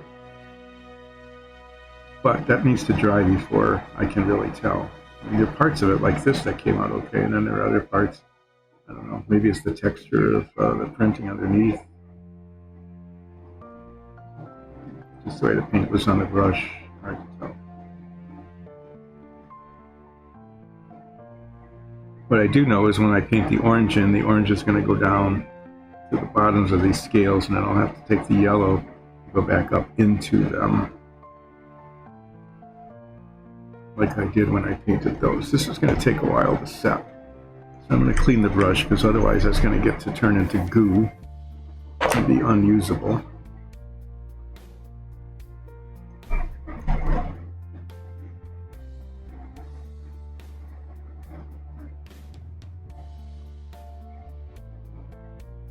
Yeah, the second coat's taking a while. I'm going to close this up.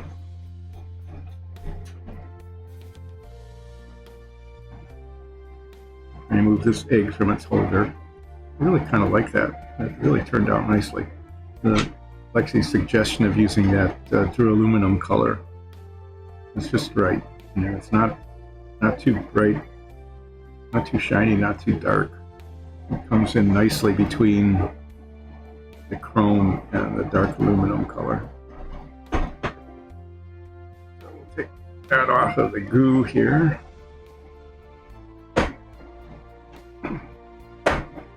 set those next to each other for the viewers to admire while I wait for the yellow paint to dry. What should I do in the meantime here? I can show you what's going to happen next.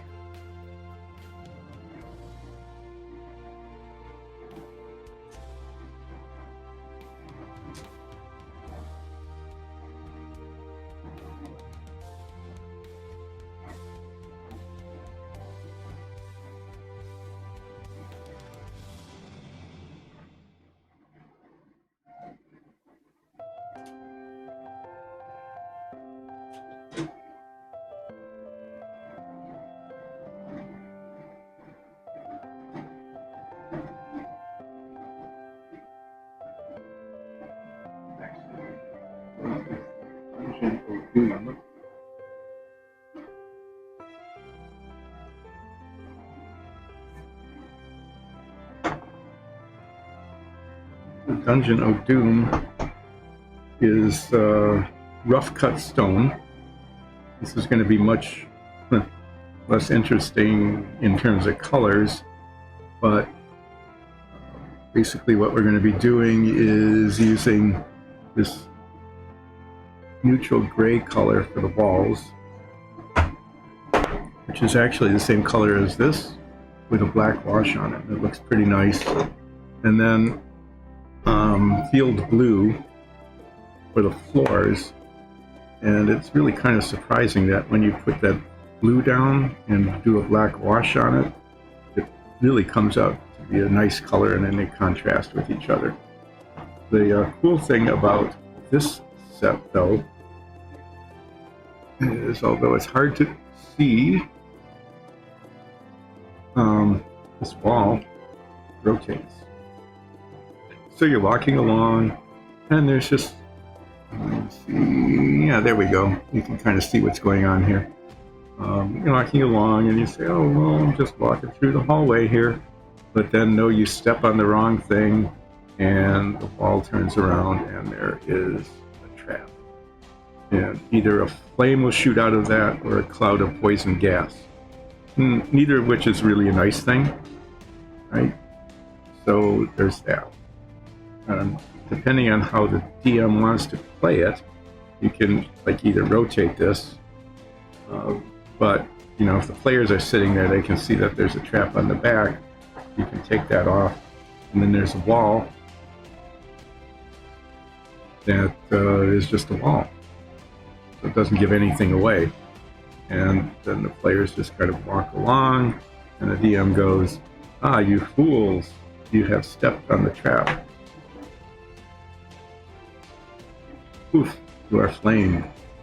And depending on how wide the corridor is, you can't really get past it. So these are kind of cool too. There's a peg there to hold it, you know, tell you where it goes. But then there are magnets put in here and here and here and here, so that it doesn't fall apart. Anyway, I'll be doing that next. I might get started on it today, depending on how the flame egg goes. But most likely on Friday, I will be doing, instead of little bits of bright colors on eggs, big bits of bland colors on walls and floors. There are a lot of pieces.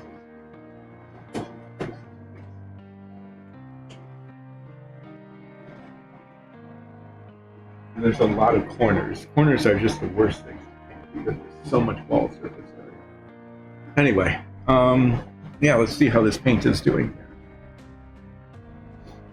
Put the pretty eggs away, and you know, it's really not too bad. I think what I'm going to do is go ahead and paint the orange next, even though there's a little bit of dampness still in the yellow, because I'm going to have to do yellow touch-up anyway. I can do a third coat where it needs to be at the same time that I do the touch-up. So what I'm going to do here is I'm going to paint orange basically 2 scales high. So here, here, here, come down here. Instead of a double, I mean, you can see what happens as you go up. So instead of a 2-tier drop, there'll just be one at the top. So I'm going to paint this bit where I put the yellow dots, just with the orange, and see how it looks. And if there's not enough of it and there's too much yellow, then I'll go back and paint down into this. Basically, instead of it stopping here, it'll stop there. And looking at it, you know, that probably will be what I'm ending up doing. But for now, I need to find the right orange, get a paint cup,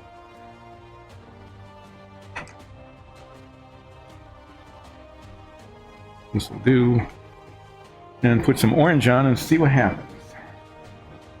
Light orange. Light orange. This is another Viejo color. Haven't used it in a while, so we'll shake that up.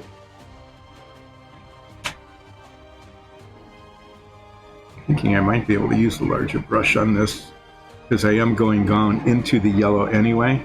As I said before, I have to get the bottom of those, and that's a real pain. Easy to paint up into it. But I'll use the smaller brush anyway, just for the small area, the test area that we're doing. So I'll give myself, I don't know how well this will cover. I haven't used it in ages. Give myself 2 drops of it.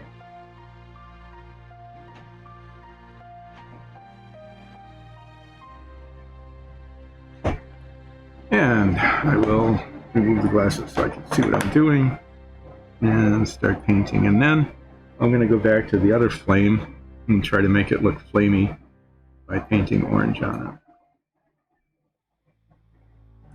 But yeah, this is definitely the right orange to be using for this.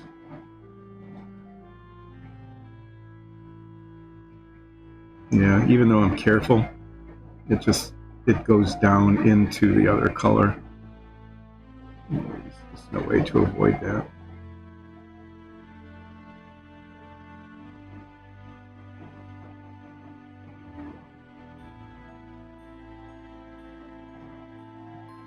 Yeah, this is going to be double coating too.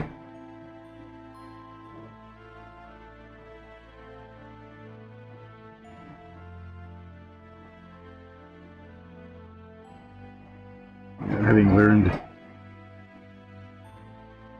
on the very first one that painting up to the bottom of the scale rather than down from it just works so much better in terms of being able to get a line that looks good.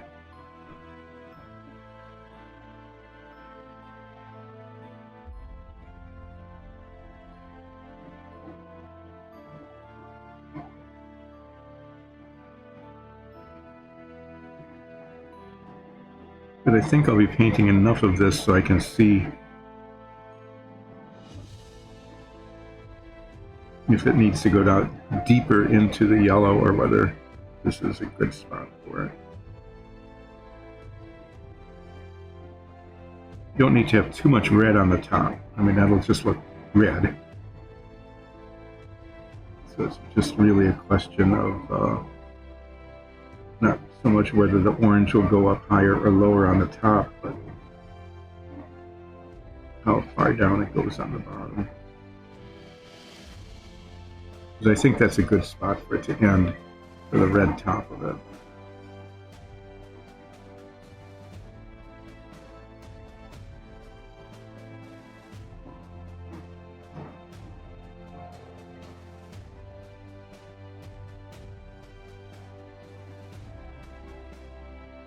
And like before, when I put the red in, you know, I'll have to come back and paint the orange up into it.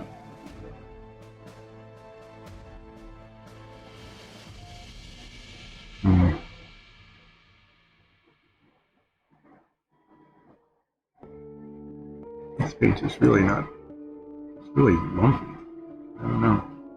It's almost like it needs to be thinned or something.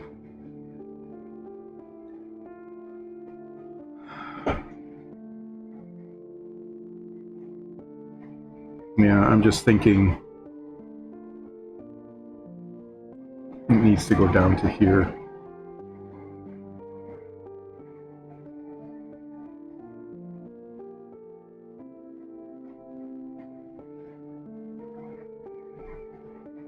Now let me just paint some of that in and see how it looks. And what I mean is it would go down this far.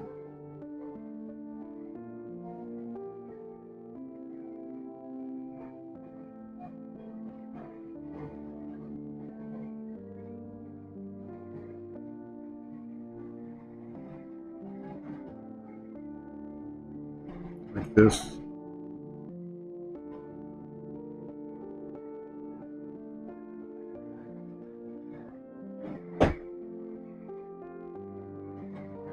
That just looks better.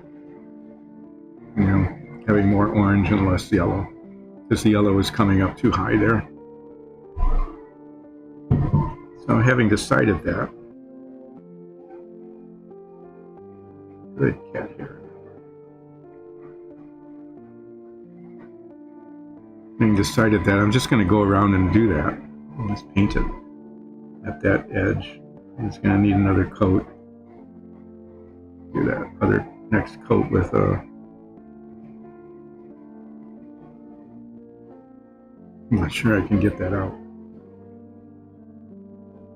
Do the next coat with a bigger brush.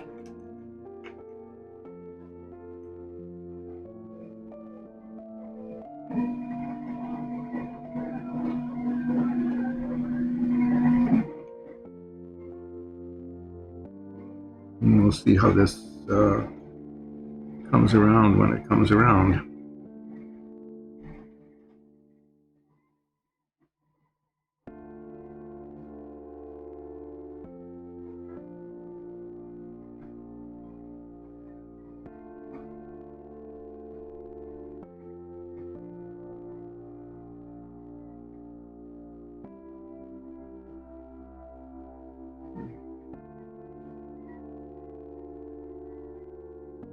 I'm not sure about how the top is going to look there. And clearly that's better on the bottom. I think on the top,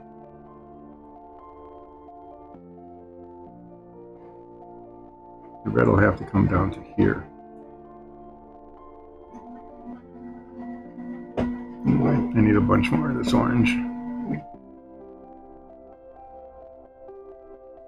And if it comes out unevenly, there will be one uneven flamelet on this edge. We'll just go around and see. I'm thinking like this instead of, that the red will come down to here and there.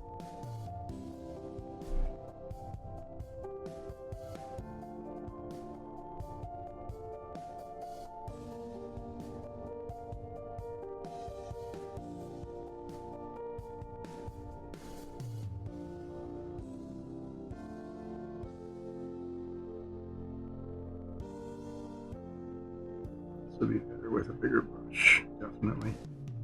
Second coat will be with a bigger brush.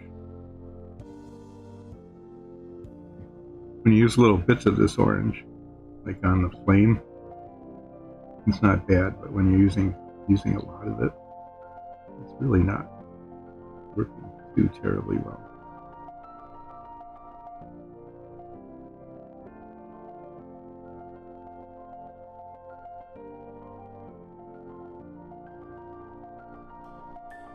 Yeah, but that's definitely better on the bottom.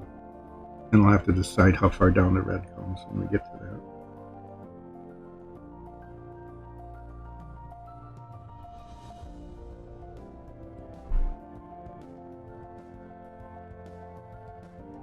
I'm going to paint up to there.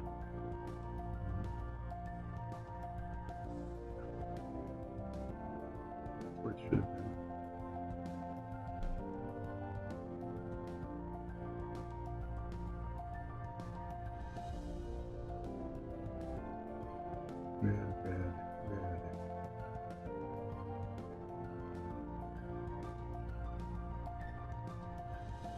Okay. Kind of catching on to the new pattern here.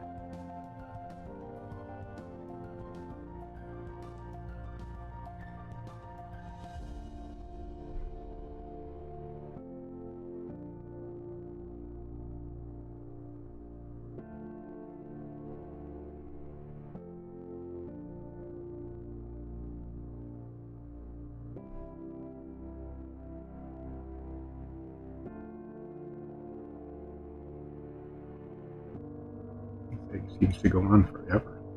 Wow. Red, red, red.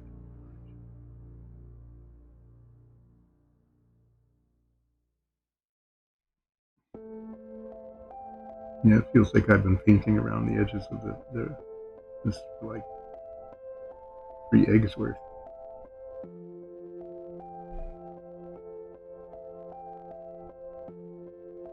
I still got like only 2/3 of it done.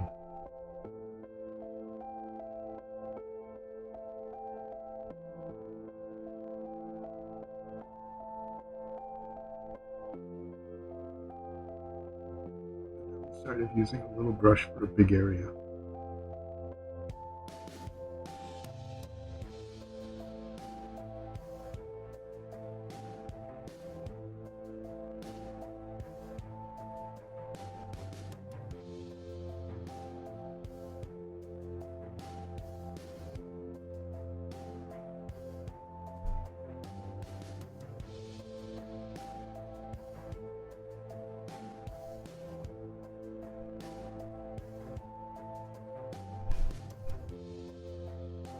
I'm going to paint around the bottom here just to see. As I was afraid of, it's not going to come out perfectly well. This should go up. Oh, okay, it did. That's nice. Okay, that's good. At least on the bottom there. The pattern is consistent all the way around. I'll keep slopping orange paint on here. And then I'm going to go back to the other flame and try to make that look really flamey.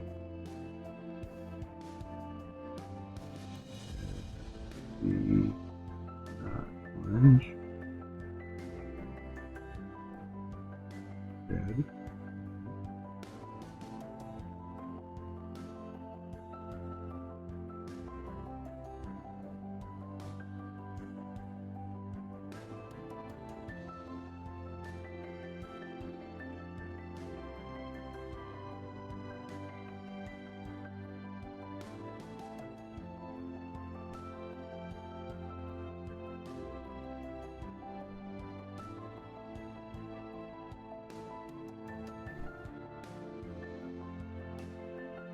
orange will need a second coat for sure.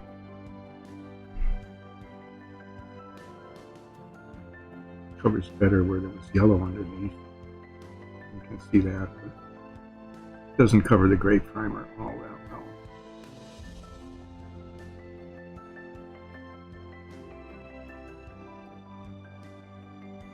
well. Another drop. Yep, and then we'll do the other flamey thing, and then come back and do a second coat of this with the bigger brush just to get it done. And then what I'll probably do is finish off the yellow underneath by cleaning up that edge before tackling the red. That'll give the orange a little time to dry.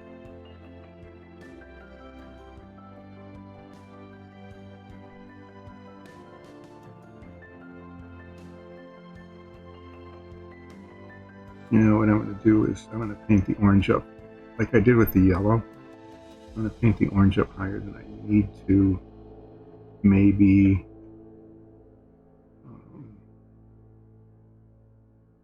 give myself a little bit more option. Now see what this looks like. Let me just finish this.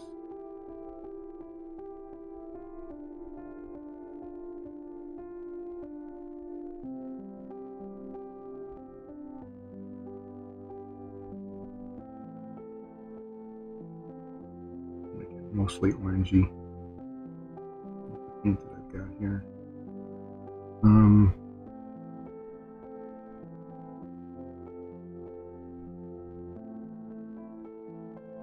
Yeah, I think I want the red to come down that far. The top of it will be there, so it'll be like that scale, and then that scale, and then this scale. You know, we'll just go around. But for now, yeah, I'm okay with the orange coming down that far. That looks pretty decent. And with the red coming down this far, this will end up looking not too bad. So we'll let that set for a bit, and then pull this flame out. And what I'm going to try to do is, see, like, I'll start with like this little lick here, because I want a red tip on it, but I want just, you know, some orange coming out from the yellow. So I'm just going to do that, and kind of uneven, and like coming up from there and around. And I'm going to take the orange up higher than it will end up going, because then I can paint the red down onto it. This way it'll cover where it needs to be. And then I can take the red down from the tip as far as I want later. So I might, you know, paint almost all the way up to the tip. And I'm just going to catch these bits, you know, where the flame comes up and starts to cool off a little bit.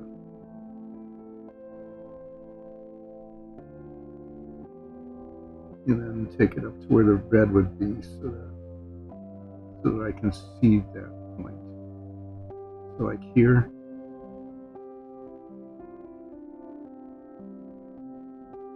the red tip of that would actually be up here.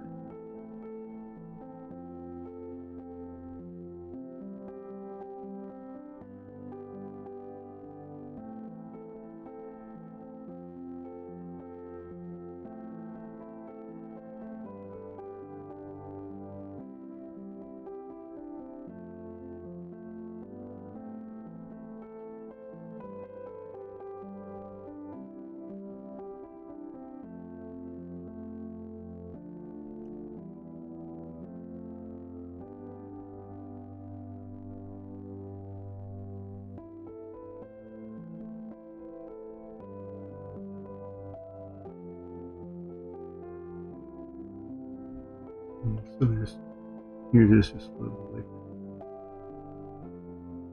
It's going to have a red tip up there.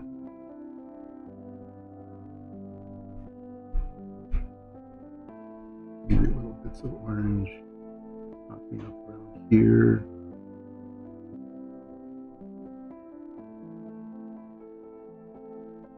This red will be on the tip here.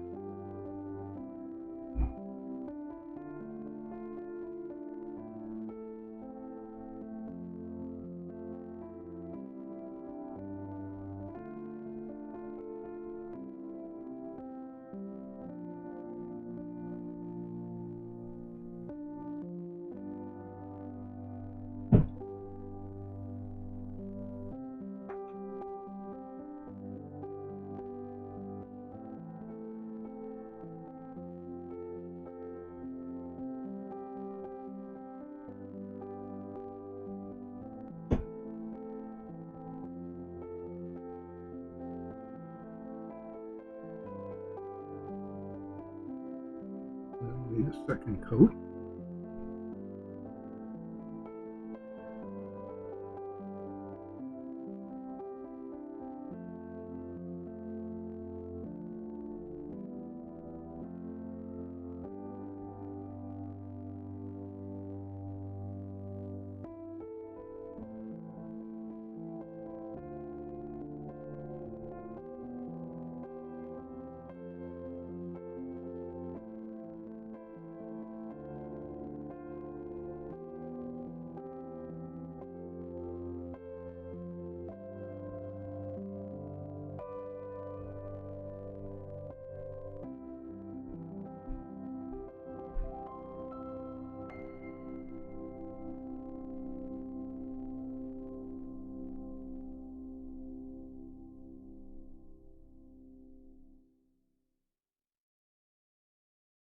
I'm going to paint orange all the way up to here. The red won't cover very well either. We still have to hold it now. Let me just switch this.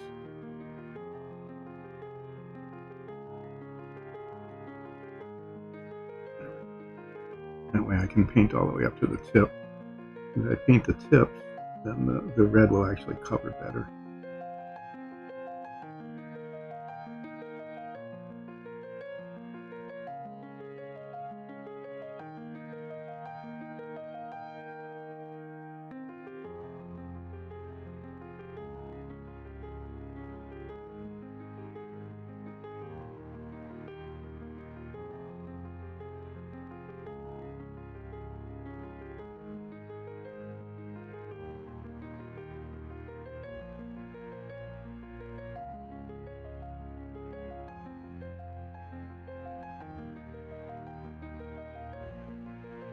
We're thinking, like, for some of these, what we may end up doing is having like magical flames, like blues and whites. That'd be kind of cool. But this is just going to be a flamey flame, you know, just plain old fiery flamey flame.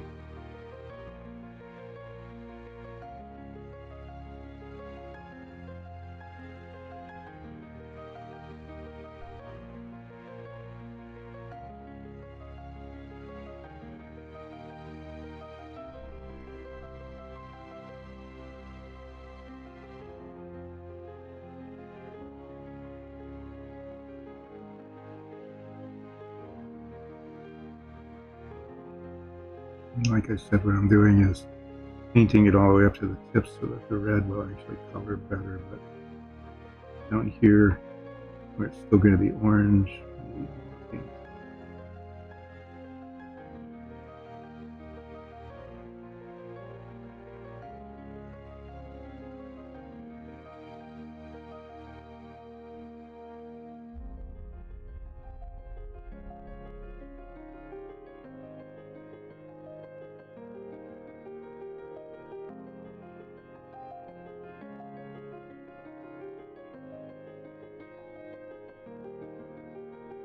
Make sure it covers the black. You know, you don't have black spots in your flames.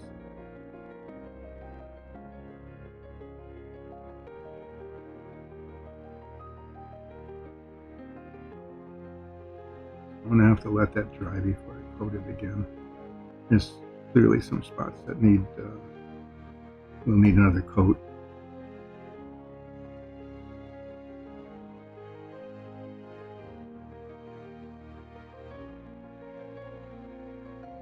Okay, it's not too bad. I think that's coming along okay. When we get the red on it, it'll look actually pretty cool. Actually hot. It's supposed to look hot, isn't it? Right?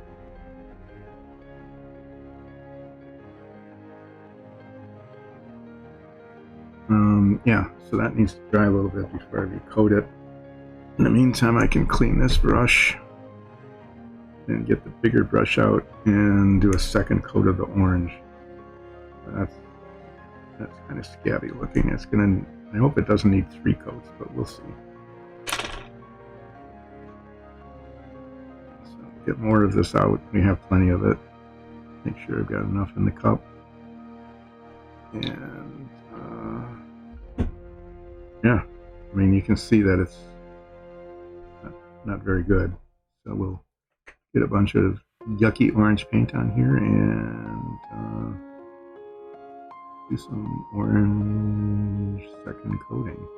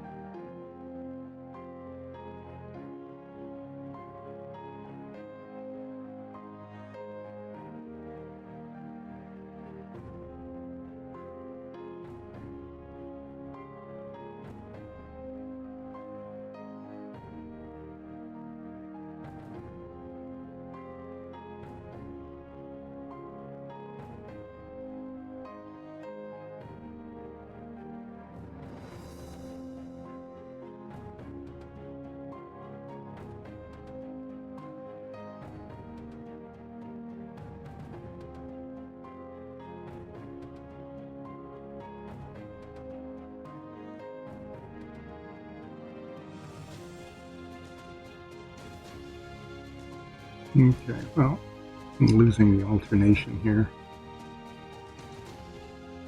I'll just paint those all orange, and when we get the red, we'll hopefully, start at a spot and work our way around and get red into the scales there and there. But for now, it doesn't matter if they're orange because they can always turn red later.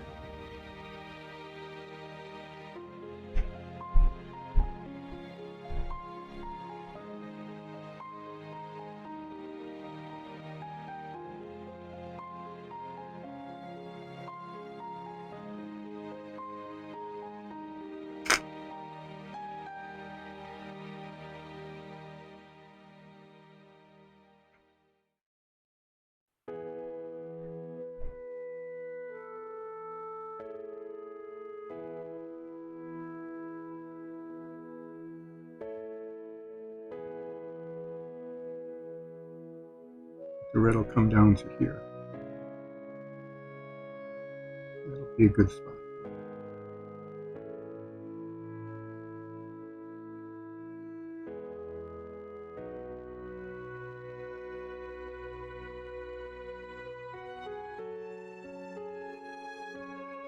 Now this might need a third coat in order to make it look not. But that's okay. It's just putting paint on. Make sure I got a good second coat, and we'll let that dry while I finish up the second coat of the orange on the flame for the brazier. And then after that, after this one is done, after the third coat is on, I'm going to bring the yellow back out and finish the demarcation line around there.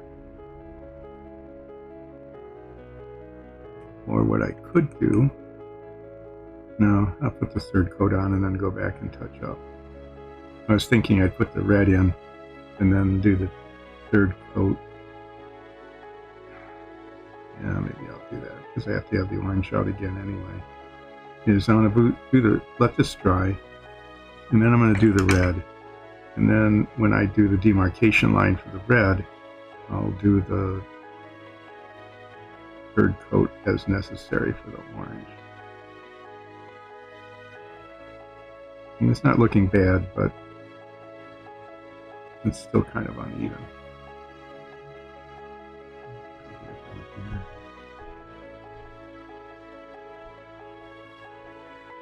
What I don't want to do then is get out all over the yellow again after I paint that in, but I can, I don't need to paint right up to the edges when I'm doing the coat. Okay, so we're going to let that set. Clean this off again.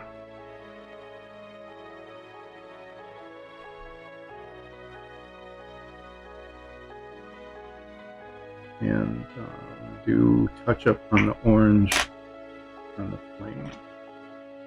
Okay. You can see like areas here where it's just isn't covered.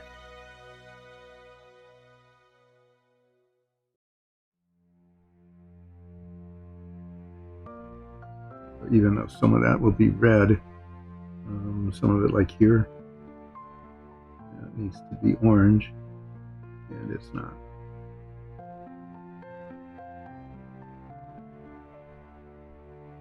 We'll just go around and orange up the parts that have not taken the paint.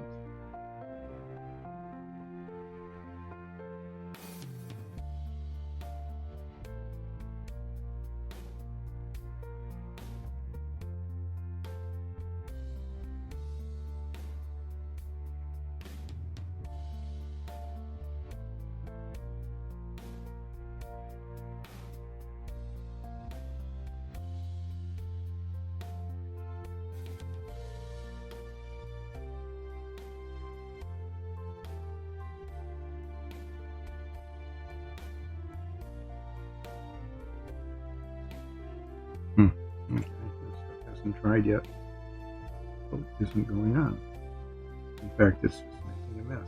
So I need to stop doing that because it's not working, at least in those areas where the paint was kind of still thick and wet.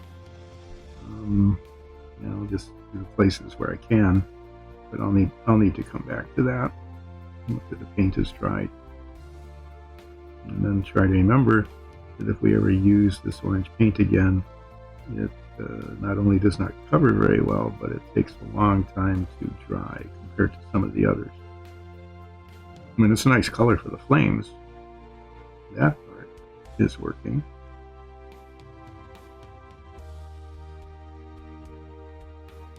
But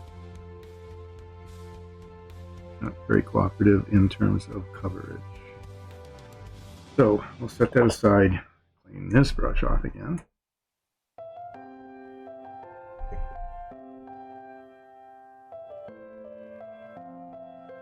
And this is getting tacky near the top. I mean, it's not too bad.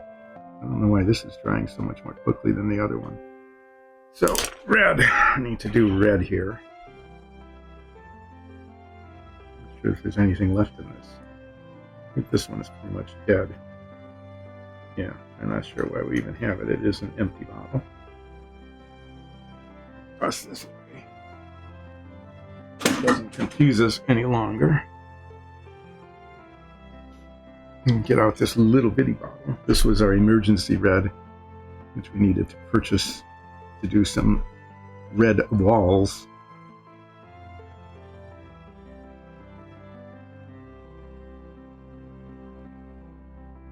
Still too tacky down at the bottom there where the paint was heavier. So I'm going to do the red first near the top. There isn't too much overlap with the orange. Just make sure that that looks okay. And then touch up the yellow on the bottom, and then go back to the orange to touch up the red, and hopefully at the same time be able to get that flame right. So I can do the red bit now. A bitty bitty bottle. Okay. This is going to be right along here.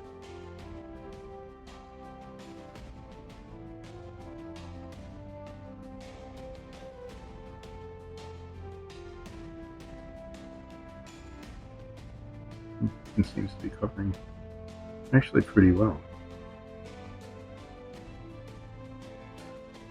Let's see, it might need a second coat.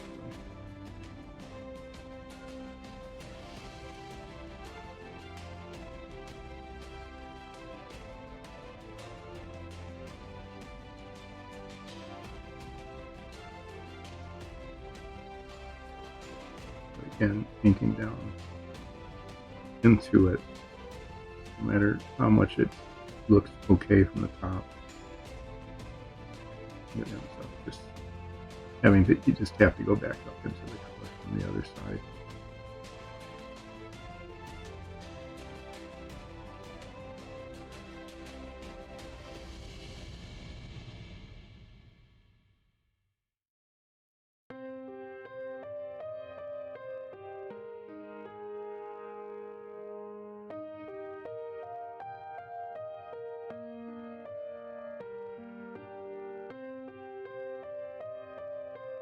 That's okay. I mean, that comes down where the other one comes up. That's kind of a nice effect.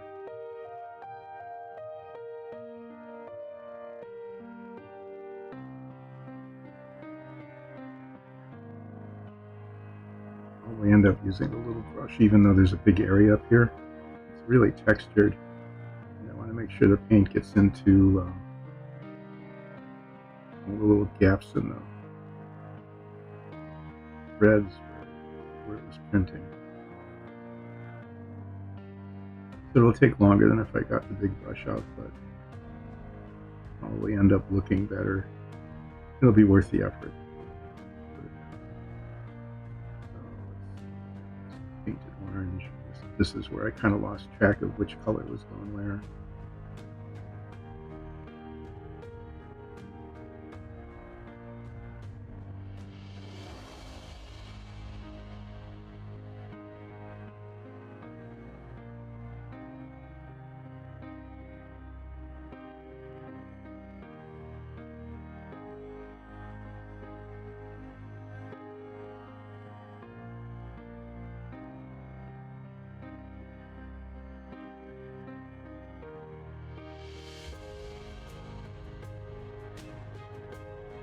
losing track again.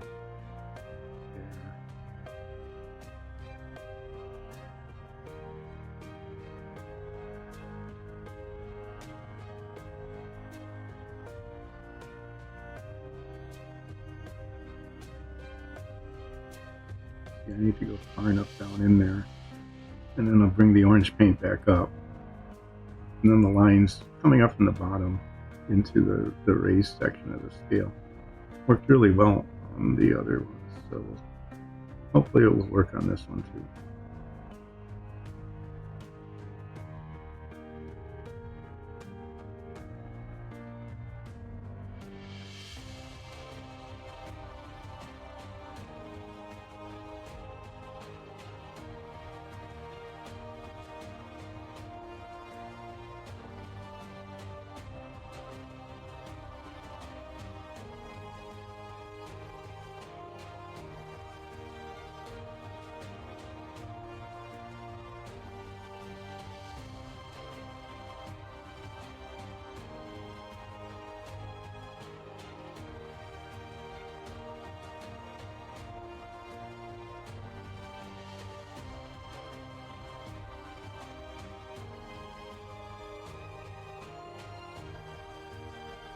Have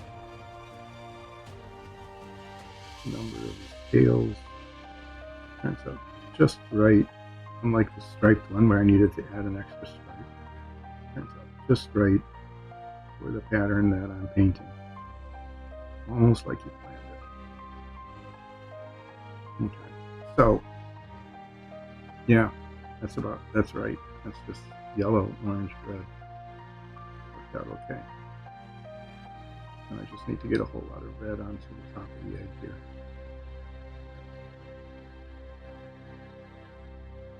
All the nooks and crannies, the spots where I got my little finger. Nice.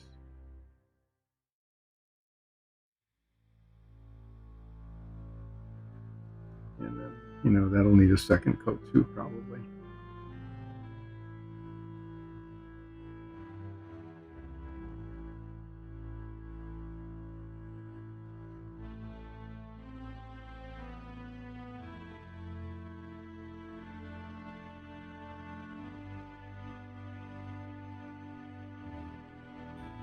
And when I do the second coat of the red on this, razor flame probably will be ready for its little red tippy highlights. And those will just need one coat. There's really not very much of it. Just needs to give the impression of redness. You don't want too much red on the flames. Otherwise it just, you just tips of the flame bits that come up. These colors are working well here. Even if the paint isn't the most cooperative in the world. Speaking of you, orange.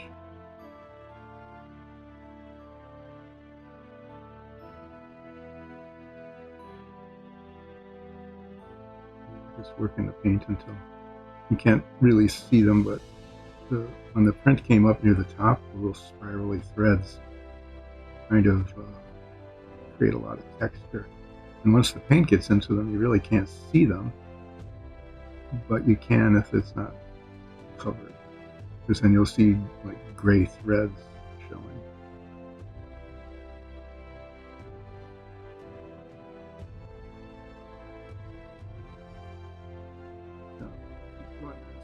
Looks like the timing of the show will work out okay. Probably,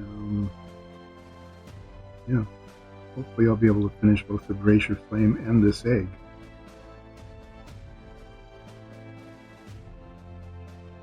When I'm done painting this red, I'm going to paint the yellow from the bottom, and then check the brazier flame to see if I want to paint some yellow over any of the orange, like if I got too much orange in. Kind of setting up there. You see what's happening, and then what I'm going to do is pull out the orange and do the demarcation line along for the egg and a third coat, because you can see it really needs it, for here and on the brazier flame. And then the last bit that I'll do will be to put a second coat of red on the egg and the flame tips on the brazier flame. That's the plan. I think it's a good plan. Sorry, I haven't been paying attention to the screen. Do a flip. Okay, here. I'm not good at that. So, anyway. Ta-da!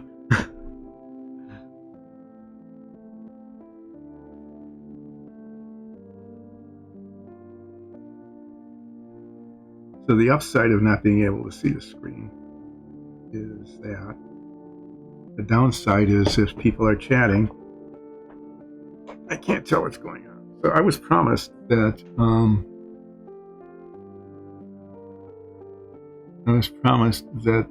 they would be installing a new monitor, an additional monitor down here with like gigantic letters. Since I'm nearsighted, I can see, unlike most older people, I can see all of this up close really well.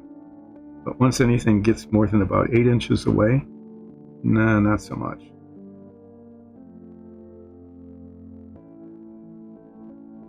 So I can look up at the monitor chat screen and say, oh, there's somebody trying to type something. They look like they might be letters. I wonder if they are. And if they are, I wonder if they're trying to say something. And then I have to take either put my glasses on or step up and like get within 8 inches of the screen to see the tiny little print that's there. Okay. So, this is still rough because I have to trim the edges here and the ones at the top and do another coat of orange and the second coat of red. But you can begin to see that actually this turned out to be, I would have to say, like much better than I imagined it would when I started thinking about doing these colors. I thought I didn't think it was going to work. But once I decided not to try to do flames, like flamey thing, and just do a stylized flame like this has turned out to be, I think that it works. So, yeah, put away the red for the moment. And get out the yellow again.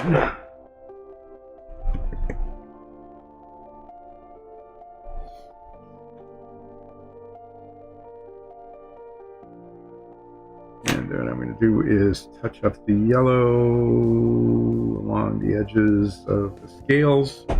Hopefully one coat will do that. And then look at this flame and see if there are spots that I want to make yellow again as opposed to the orange that's there.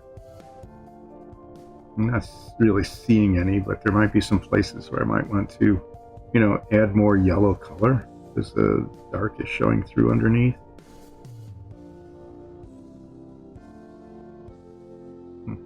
Yeah, and then it definitely needs another coat of orange, which I will do when I do the orange against the red, and then the last bit will just be the red tips of the flames, which will be, easy. But this, going along the edge here with the yellow paint, which I've gotten all over my hands somehow.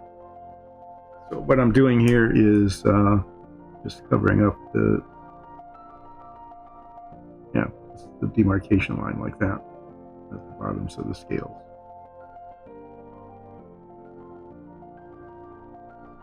I'll start there and work my way around, either clockwise or counterclockwise.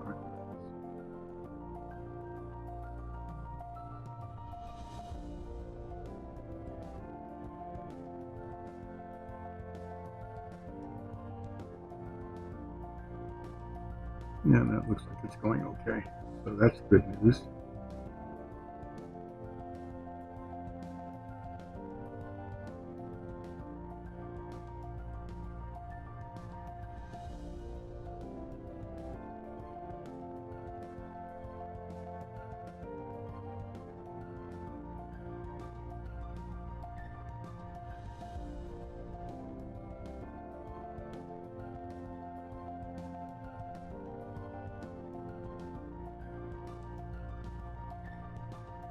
really don't want to do is swap up too much into the orange and have to try to come back down into it. That's a real pain. But you can see how that looks when it's cleaned up. Not too shabby.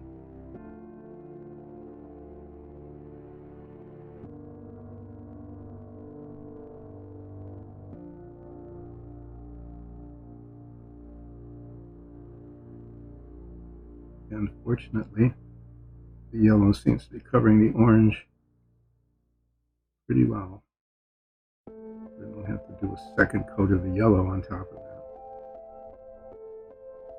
And a little bit that kind of shows through. Yeah, it's not a really big deal. But boy, that orange just didn't cover. That's 2 coats already.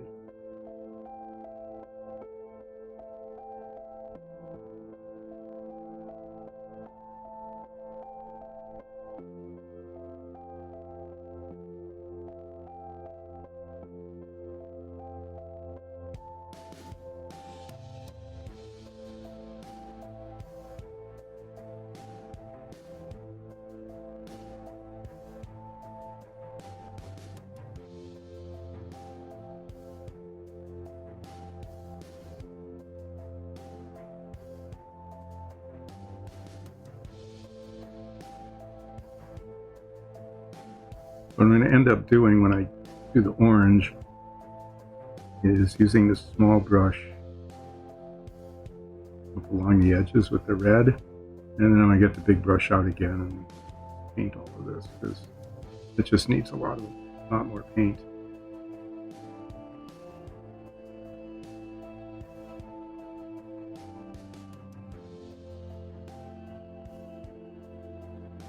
You can see down here where it was yellow before, even though yellow was kind of poking through in a few spots, that it covered pretty well. So I think a third coat should be enough.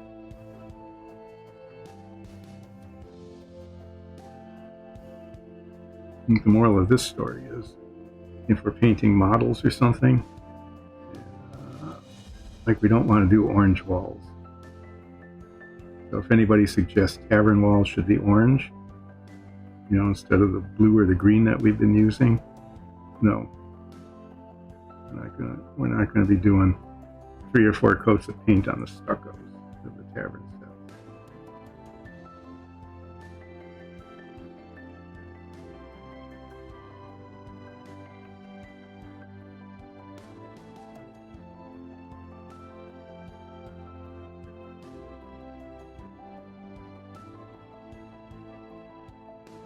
The red looks good on top. I'm kind of pleased with how that came out. I wasn't sure how the top of it would look red. I thought it would look monochrome or something, but it came out okay.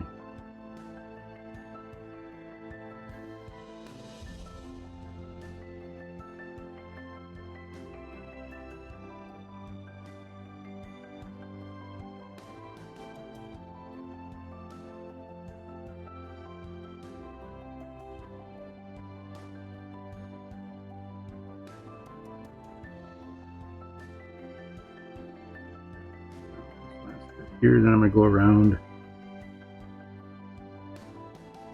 just add some yellow where the colors have bled through or they're not covered very well.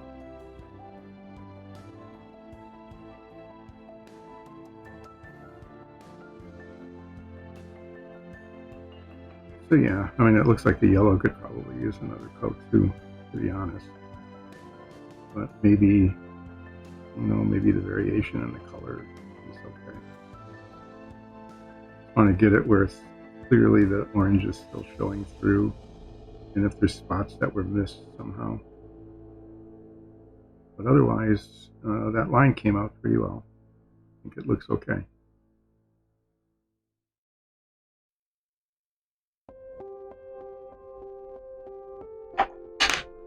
Part of it is that at the bottoms of the scale, so it looks like it just, I don't know where that came from. Out of another color.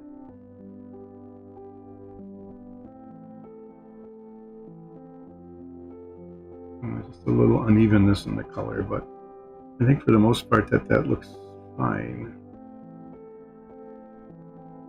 The demarcation line's okay. Color coverage is decent.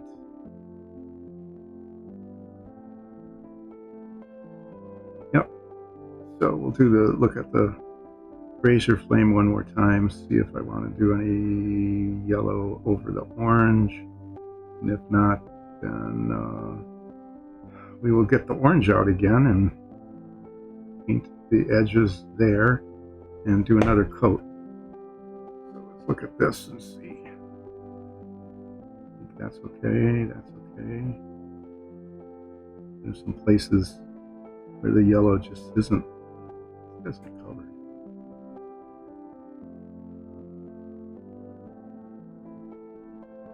So I'm going to kind of paint into them with this little brush, as well as I can.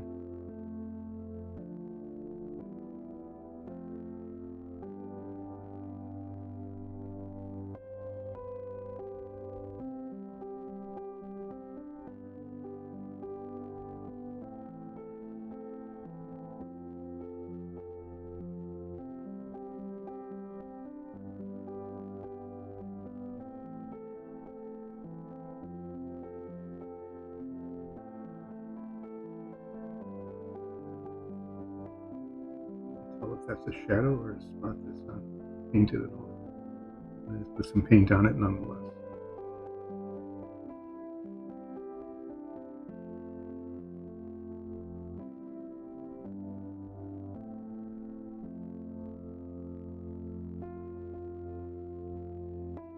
And here it is.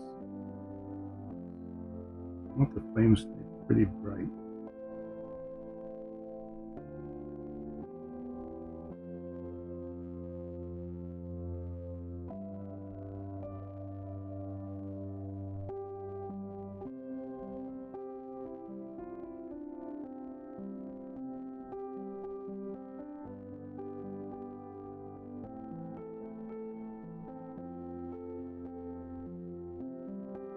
You can see there's definitely some orange coating that needs to be done up here. Over there just didn't even coat after 2 coats. Now I tried to do a coat over it and it hadn't dried yet, and that just made a mess. Yeah, it needs to be oranged there.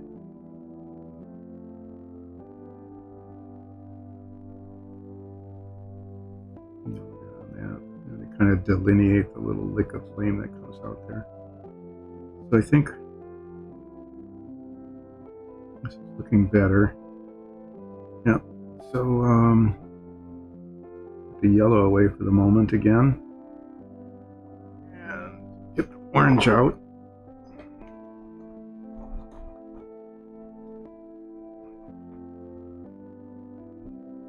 Got a cup of cold coffee.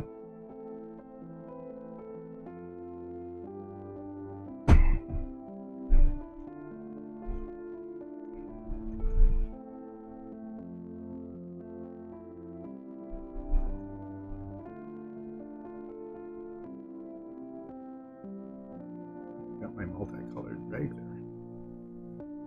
Beautiful piece of modern artisticness. Okay, shake up the orange. I'm going to do the edges along the red, and then get the bigger brush out and do another coat of orange all around here. But before I do that, I still have orange on the little brush. I'm going to touch up the orange on the flame there. So let's see how this goes.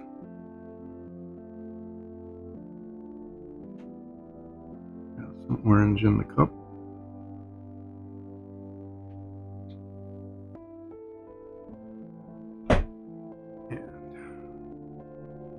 And as we have done before, start here and find the edges of the scales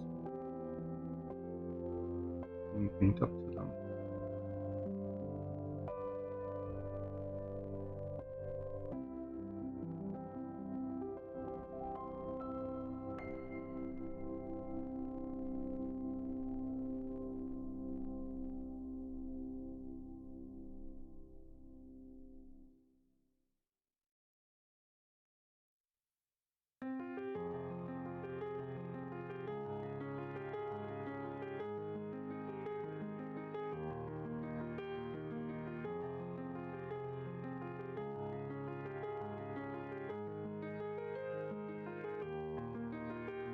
I'm going to get enough orange paint on it so that that doesn't have to be recoated.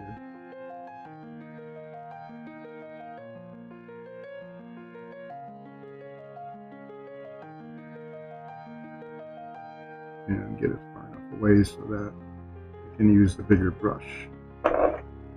Paint closer. I don't knock things over trying to reach it.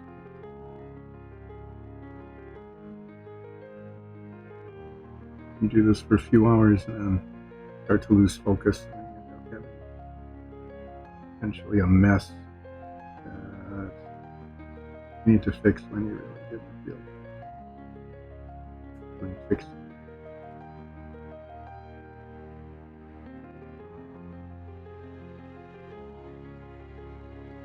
Yeah, so this is coming along okay so far.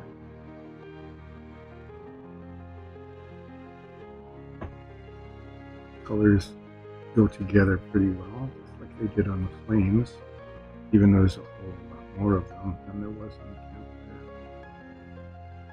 But this orange was definitely the one to pick. That other darker orange is too much like the red. Not a good transition between the two. So if I were to do those campfires over again, I wouldn't have used the darker orange. But I'm not going to do the campfires over because they're tiny and you can't really tell.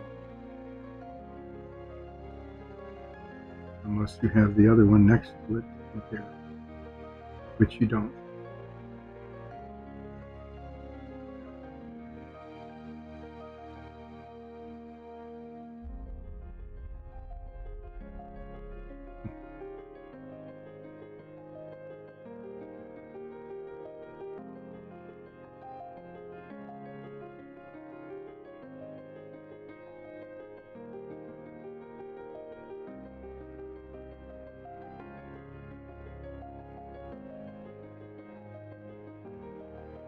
Points on these scales up near the top. Take a little bit longer to get to.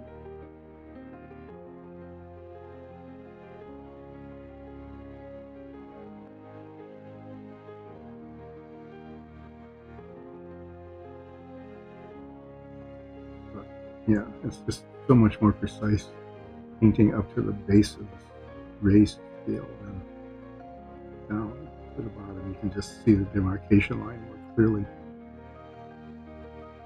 And it's easier to push the paint up to it and stop than it is to have it run down into a lower level. Making sure that there's enough paint there so that when I use the bigger brush, I can get up to where I'd already painted.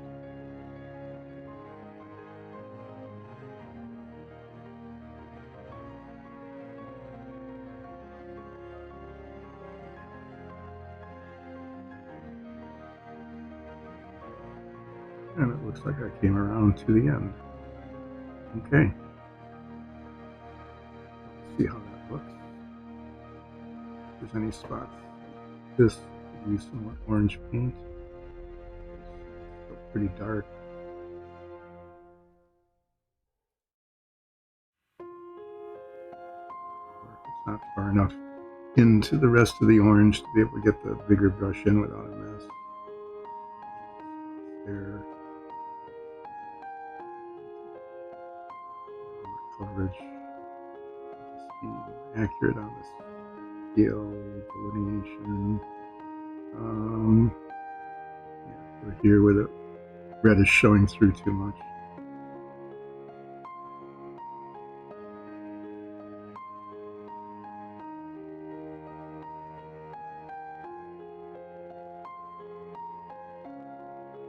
And then we'll do the flame with this little brush. And get the big brush out and recoat all of these places that just don't look like they're covered very well. And hopefully that will be better. So we'll set that there. Get out the flame again. And it's pretty obvious where it hadn't covered.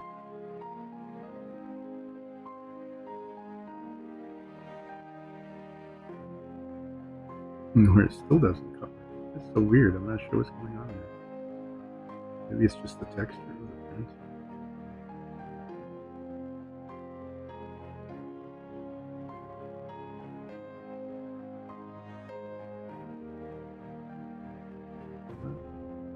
It might not even be enough. That might need more. Let's see.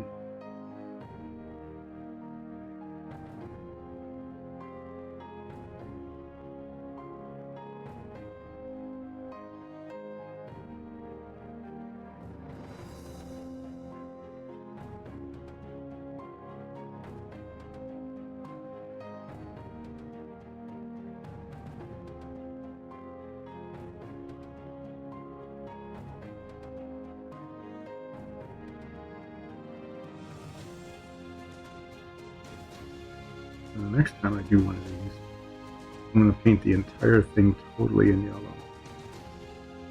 If the orange doesn't cover that well on the primer directly, it covers pretty well where it's yellow. So I could put, like, 2 or 3 coats of yellow down, which is pretty easy on the, just cover the entire flame in it, and then paint the darker colored highlights on top of that. Because otherwise, it's taking a long time to get the paint to cover.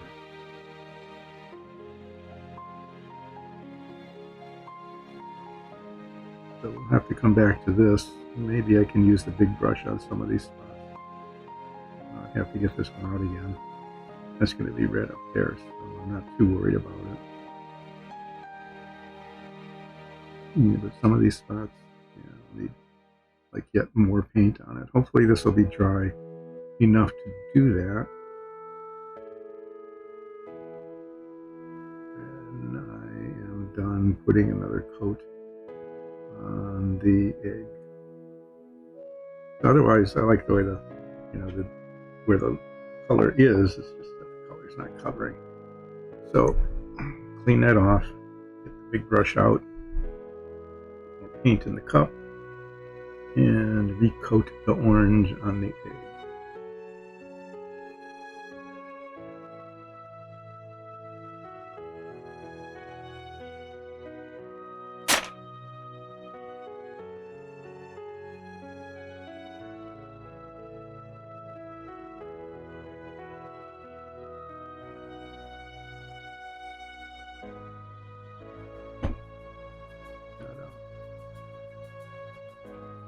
Okay, so yeah, that's what I'm doing. So you can see it's kind of uneven. It really shows up on the camera, even more than just me looking at it. And get it all over this brush, and my hardened brush. Nice. Something got stuck in there that isn't visible. Hard brush does not spread paint, especially this kind of very viscous paint like this. Here, this will be better.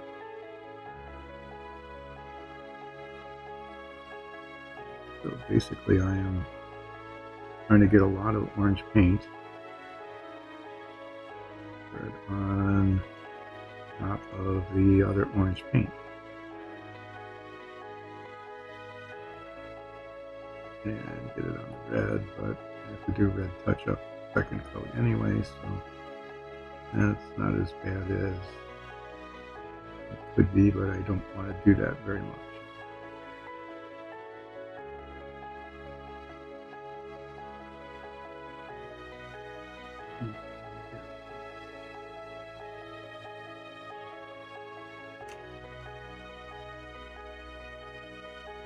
So the other thing that's pretty clear is where the red was on top of the yellow.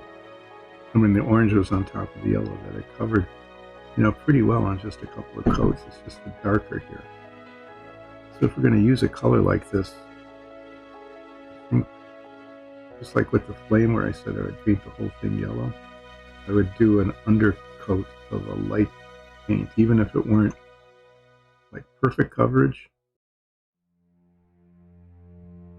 Get out some white or yellow or something like that, put underneath it, because you can see the contrast there where the yellow was.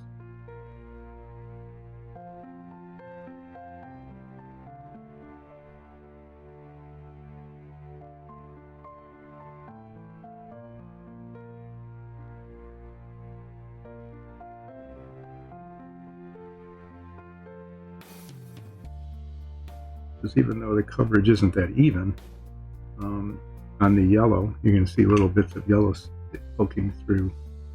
It's not dark.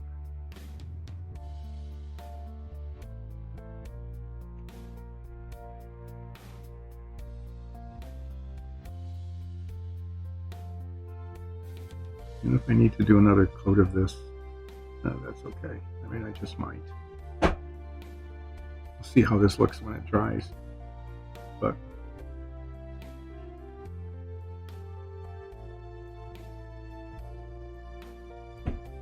each time it gets better, just like the yellow did.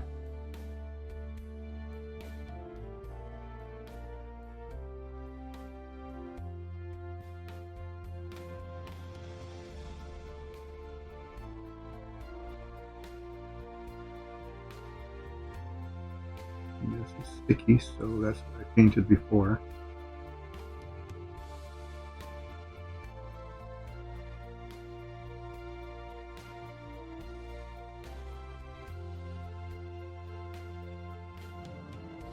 So we'll let that dry, and then we'll come back to it and see what we need to do.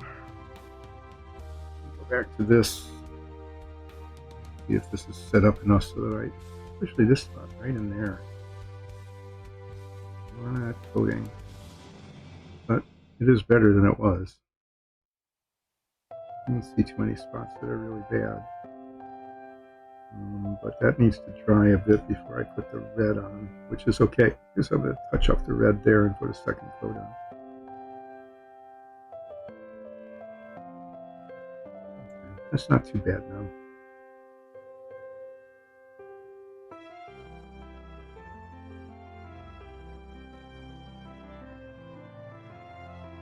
Yeah. So we'll clean this off again. Get the red out.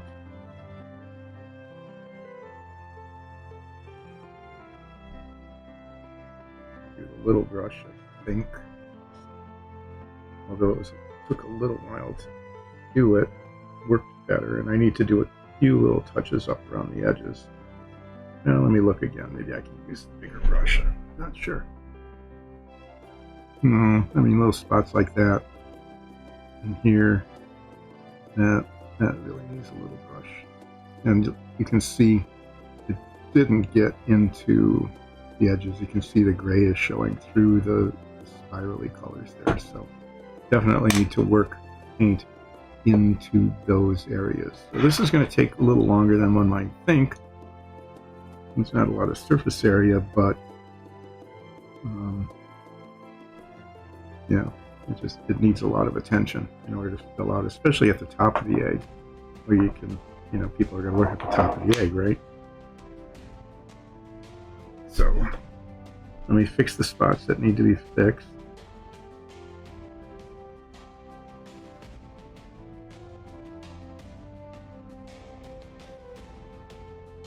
Start painting up another coat from the bottom. And I'm going to spend a fair amount of time getting paint into these little lines that were left in the printing process. You can see the darkness of it down here, but you can really see the grayness of it up there. Good thing these paints take brushing well, because you really shouldn't be working a paint with a brush that much. But you really kind of need to up here to get it into the spots that need to be covered.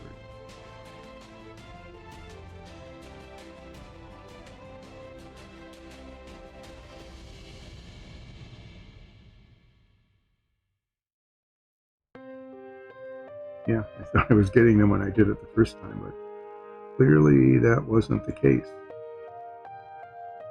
So I'm painting in the direction of those little print lines, trying to get the paint into all those little grooves as much as I possibly can.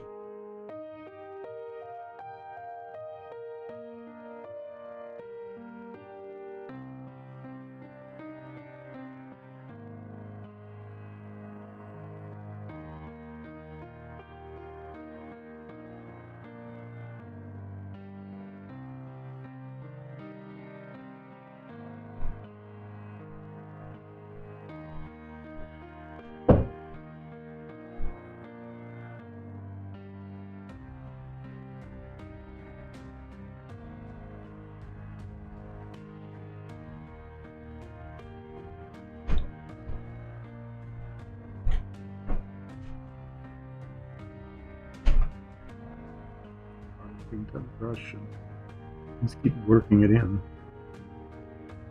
And if it doesn't cover, we'll come back and put some more paint on it. Putting more paint on it is a pretty straightforward thing to do. So we're going to cover this top of the egg again with another coat. Do any touch up along the edges that needs to be done. And then I'm going to paint the little tips of the flames on the brazier fire. And hopefully that will look flamey and be done. And then the that's that we can show off on Friday. It should be complete. Yeah, we need to assemble the doors, but that's about it.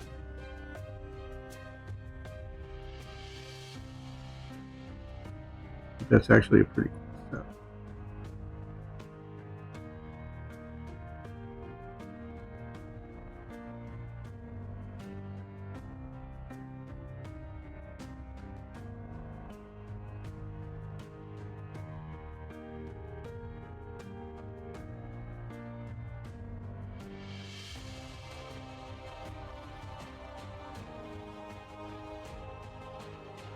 Good thing this is a resilient brush. It's getting kind of beat up, getting the paint into those corners, into those little grooves.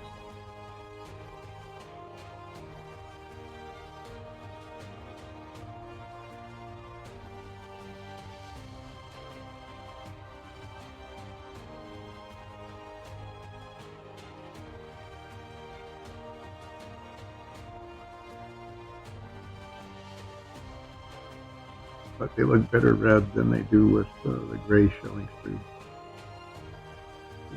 Swirlies because they're circular.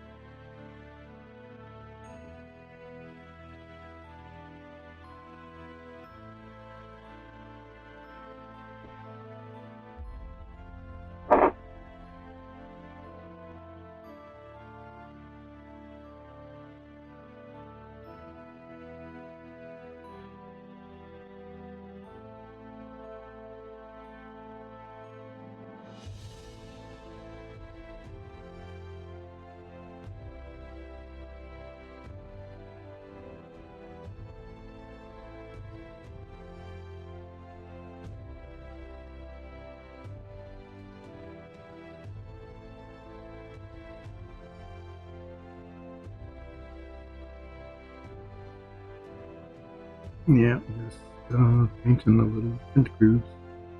Kind of dull. Since it's at the very tippy tip, if the paint coverage isn't total, it will look really very unfinished. So it's an important thing to do. So I'm trying to get as much paint in there as I can with this little brush.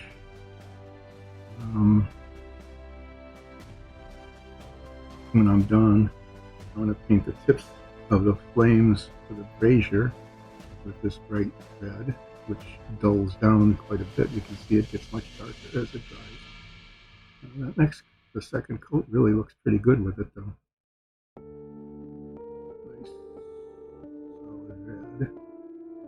And then I'll come back, and if there's still print lines showing the gray primer underneath, after this I'll touch them up with this brush again, because that's what I'll have all the red paint out and the right brush. So before I do the points on the flames, let's show you the egg. This is the dragon egg. Oh, I need to get the charcoal out again to touch up at the base. The orange is adequate. I'm not sure I want to do another coat at this point. The yellow looks pretty good. The red looks good. Yeah. So, it looks like the scale needs to be a little more red right along here.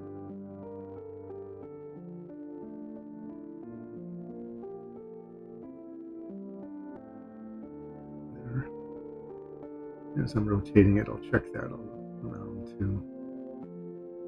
Otherwise, the demarcation line looks pretty decent. The colors have actually turned out pretty well. I think that looks pretty, stylistically flaming.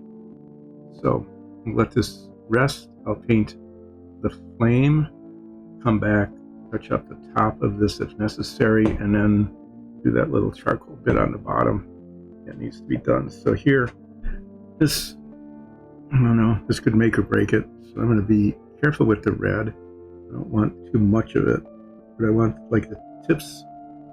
Let's see if the camera comes out enough here. I want the tips of these flames to have some red. Not a whole lot, and I want it to come down kind of a little bit into the orange, but it really highlights them against the yellow and the orange. And the tips of flames need to be red, right?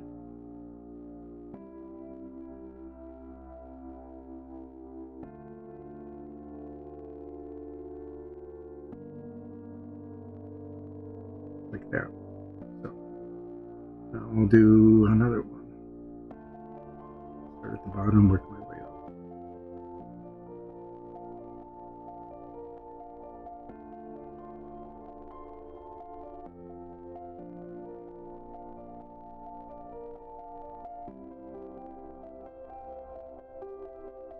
Back along.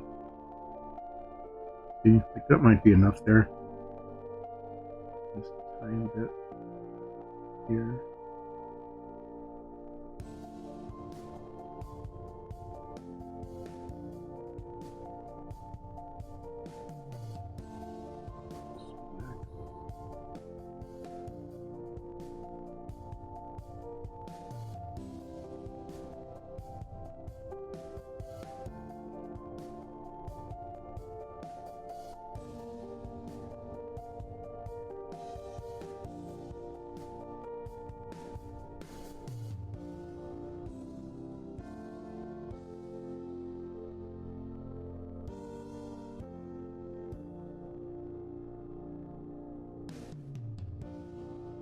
Okay, now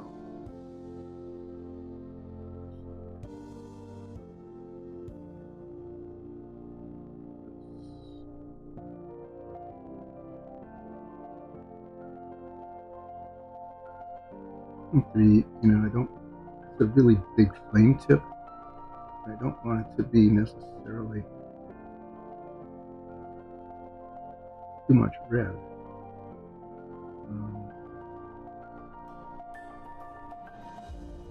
Enough to make the point. you know, it's also kind of a feature there. So, you know, I want to take out some. So I'm just gonna paint down from the top into it.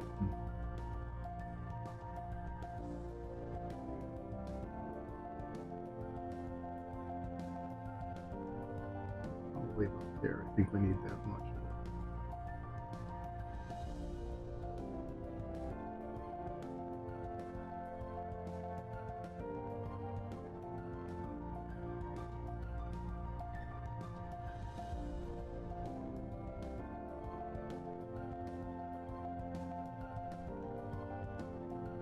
On the outside, so maybe a little bit show up there.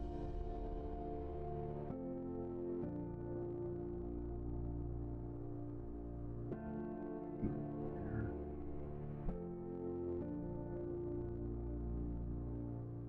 That's kind of the point.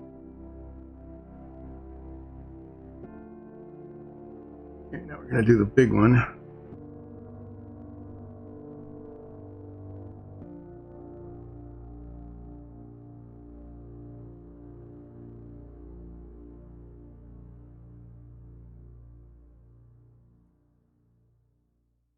It'll be down into here.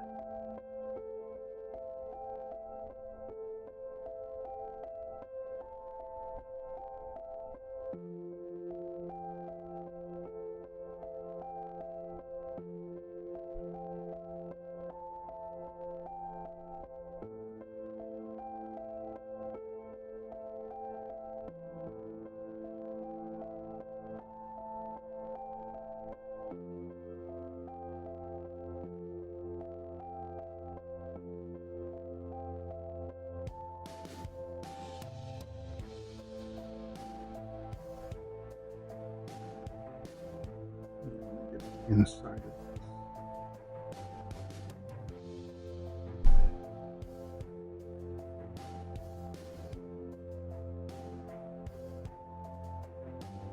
You want enough on the outside.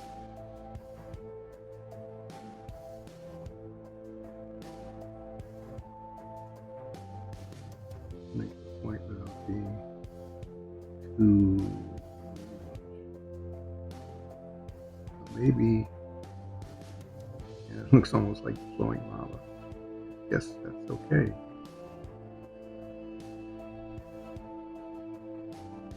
So, what do you think there? Not too bad.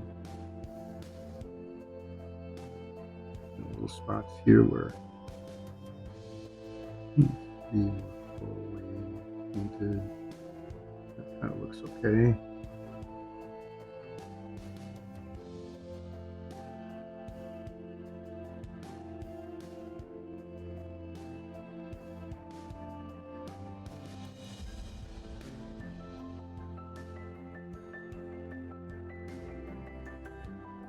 Okay, I think we've got a razor flame going here. Pretty hot yellow flame, little red points, not too much orange on it. So we'll go back here. Okay, that one scale. I painted it red because it looked like it needed to be. Now it went too far. It needs more orange on it. Oh well, we'll get the orange out again. Maybe just a little left. The top of it is covered pretty well. Going around it, and I'm not seeing too many spots where the primer is showing through, so that's good.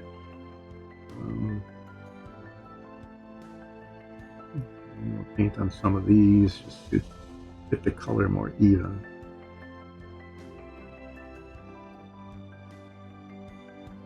Yeah, but I definitely overpainted that one scale. That's too bad. Yeah, right there.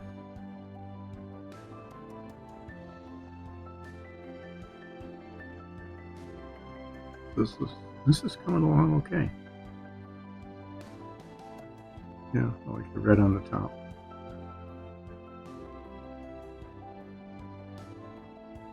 just looking at it to make sure I got paint in all the spots that need painting. So not only, you know, colors the little spiral printing lines, but it kind of fills them in a little bit too, so it looks smoother. Okay, so yeah, that one spot of orange. Let's see if I can get enough orange out of there with kind of a damp brush to be able to do that without having to squeeze out a whole nother bit. Yeah, it's kind of gooey, but it might be sufficient. So right here, yeah, that scale just got, when I did the red, it got over painted.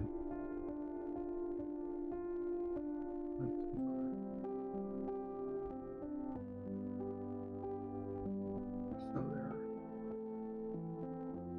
And I might as well look around, see if there's anything else that really needs some orange on it.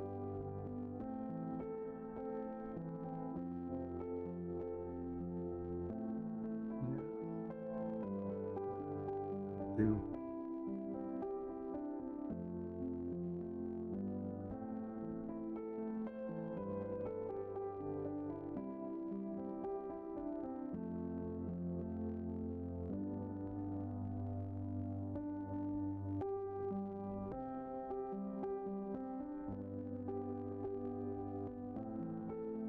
Yeah, I mean, otherwise, other than the orange being kind of an uneven color, I'm not sure what I could do about that at this point. Looks like we got this done pretty well. So I'm just going to go back to the flame and take a look at whether there's any more, whether I want more orange anywhere. Like maybe a little bit here.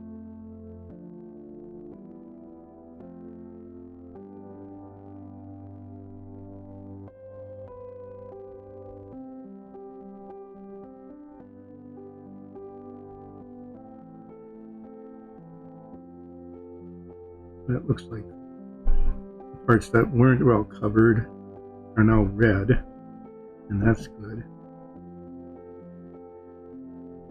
Since you're looking down at the flame, yeah, having more yellow doesn't really hurt. And you don't want too much red on it. So I say that looks pretty good. I'm looking at the red, and there's a couple of spots where I just want to touch that up a little bit. I've left the red out. So I'll get the orange goo off of there. Like there was a spot on the top. Yeah, see right there? That for some reason isn't red. It should be.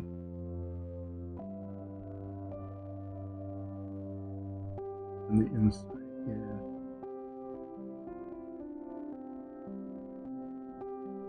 And the very tip.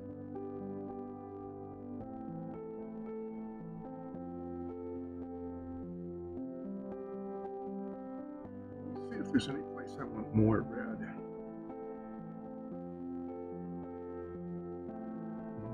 I don't want to overdo it.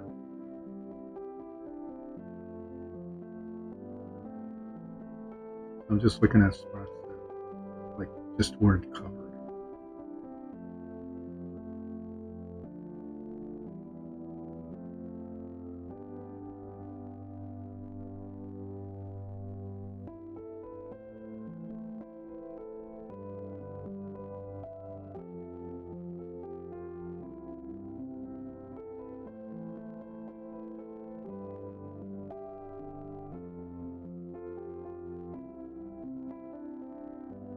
Okay, I think that's done.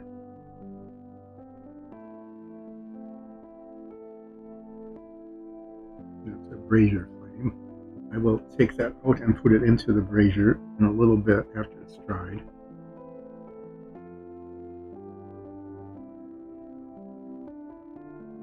There's a spot that is getting a little too perfection-y here. Probably should be red and a little less orange.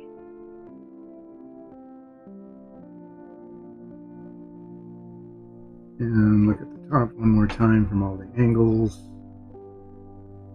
That looks good. So we'll cap off the red.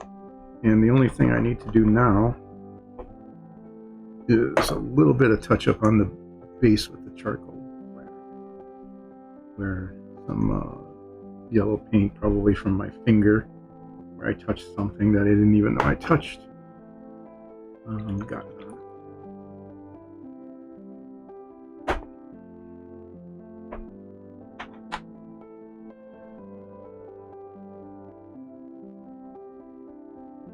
There it is. Yeah, there's these yellow spots. It just shouldn't be there. There we go. And I'll look at the demarcation lines too to see if there's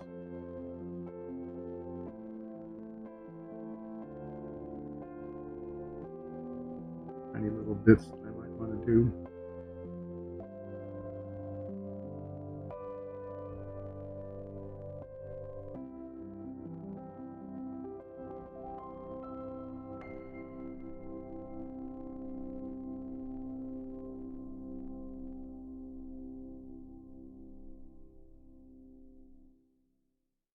Yeah. So here we now have a stylized flamey dragon egg. And I'll clean off the brush, and we will put all three of them together, and you can see how they all turned out.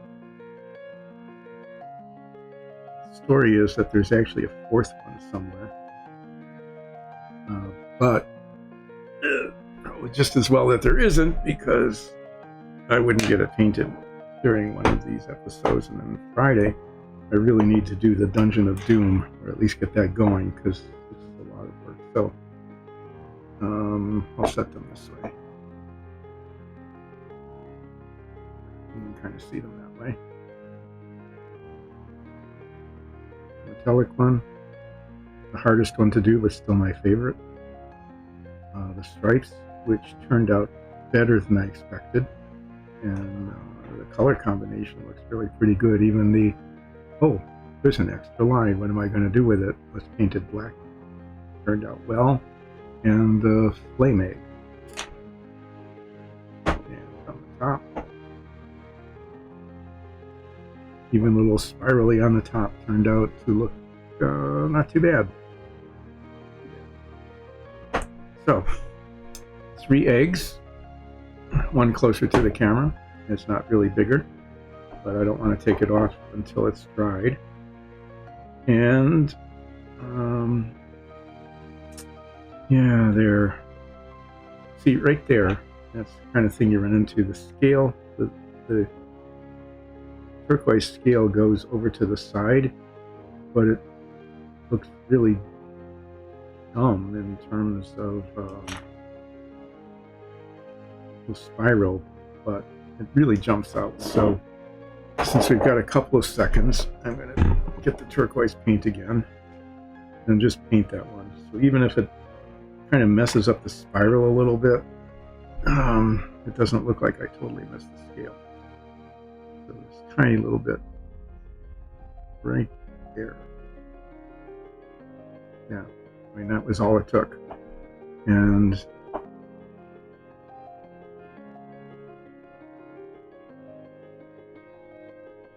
yeah, the spiral doesn't look quite as good, but it's pretty clear that that scale needed to be turquoise. So what I'm going to do now is clean the brush and then bring the brazier over and put the flame in the brazier to see what a flaming brazier looks like, okay?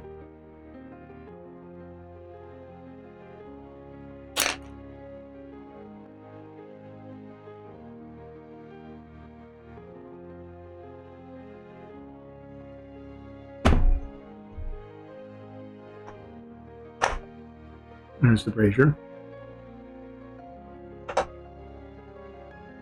There's the flame.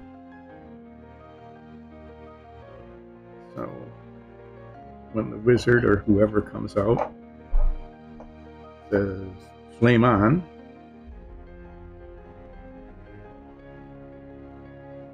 you get a flame on.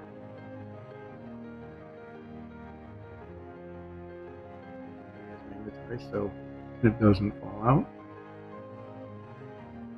And I didn't get too much paint on the bottom of it, so that is probably turning. Yeah, see, it's Nikki probably did that. It's a little bit of dark wash on the place where the flame comes out, so it's a little darkened, because even though the flame is magic, it's flame. But yeah, there's the brazier with the flame. So that set, as I said, other than assembling the doors, which doesn't take too long, is pretty well complete, and maybe we'll set it up and put it on camera. But there, flamey brazier. And 3 eggs.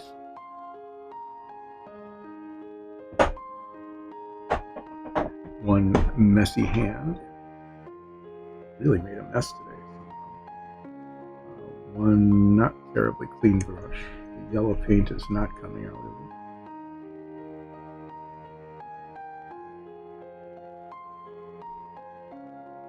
it. And that's it for today. What we'll be doing on Friday is probably throwing away this paint cup. What we'll be doing on Friday is working on the Dungeon of Doom set. We'll be painting exciting colors like neutral gray and field blue, and the door frames will be brown because they're wooden frames. I have to play around with how we want to paint the doors. They need to look doomy. Let me show you one.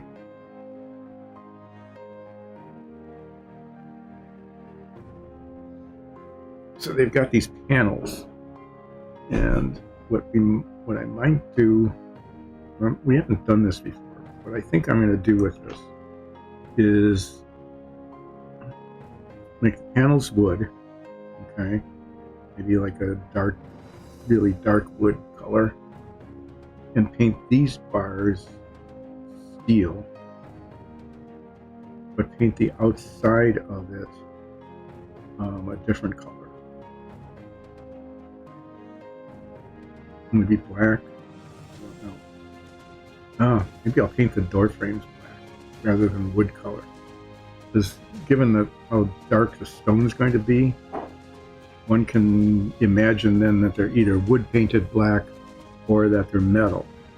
Because you do want them pretty secure. So this charcoal black is a good color for that. So yeah, I'm going to paint these wood. I mean, the door will be wood, but then it'll be reinforced with steel beams with a black frame. And that should look pretty good against the neutral gray stone with the black wash. At least that's what I'm planning on. Between now and then, we'll be identifying all of the pieces that go with that set.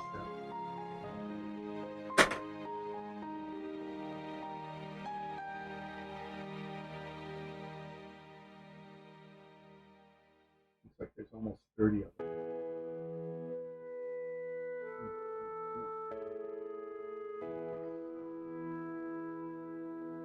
Seriously? There's 9 corners? These corners, I mean, they don't look too bad, but what's really kind of annoying about them is each corner is 2 walls. So even though putting on the gray paint with a big brush is pretty fast, it just feels like it takes forever to cover these corners. And for some reason, there are more corners than can possibly geometrically be in a set like this. Now I have to see it set up. I don't quite understand what's happening. Maybe a lot of narrow corridors. Maybe we're just trying to annoy the painter. We'll find out. We'll get it set up between now and Friday, so I can see what I'm looking at, and then we'll start painting not really pretty colors like this, but gray and really dark blue and black. Okay, well, there was some success there. We have eggs.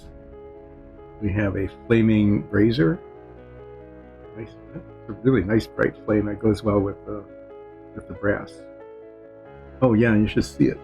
It goes along with these magic sigils that are on the wall. That's why there's a flame in it, because this is a fire sigil. Okay. So that's how it comes out, even though the flame is a lot brighter than this. And if they don't like this, then I'll just put less yellow and more red on, I guess. But anyway, here we are.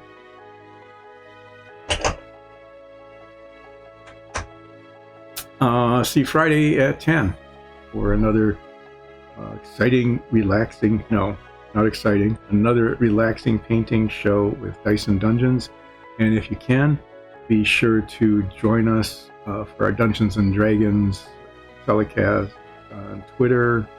Telecast, yeah, it shows my age. On Twitter at 2 on Sunday. You can also catch it on YouTube.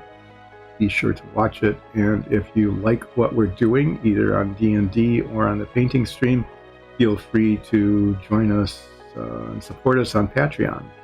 Patreon.com/diceanddungeons. That would be most welcome. So, thank you for those of you who joined us, and see you Friday. Bye.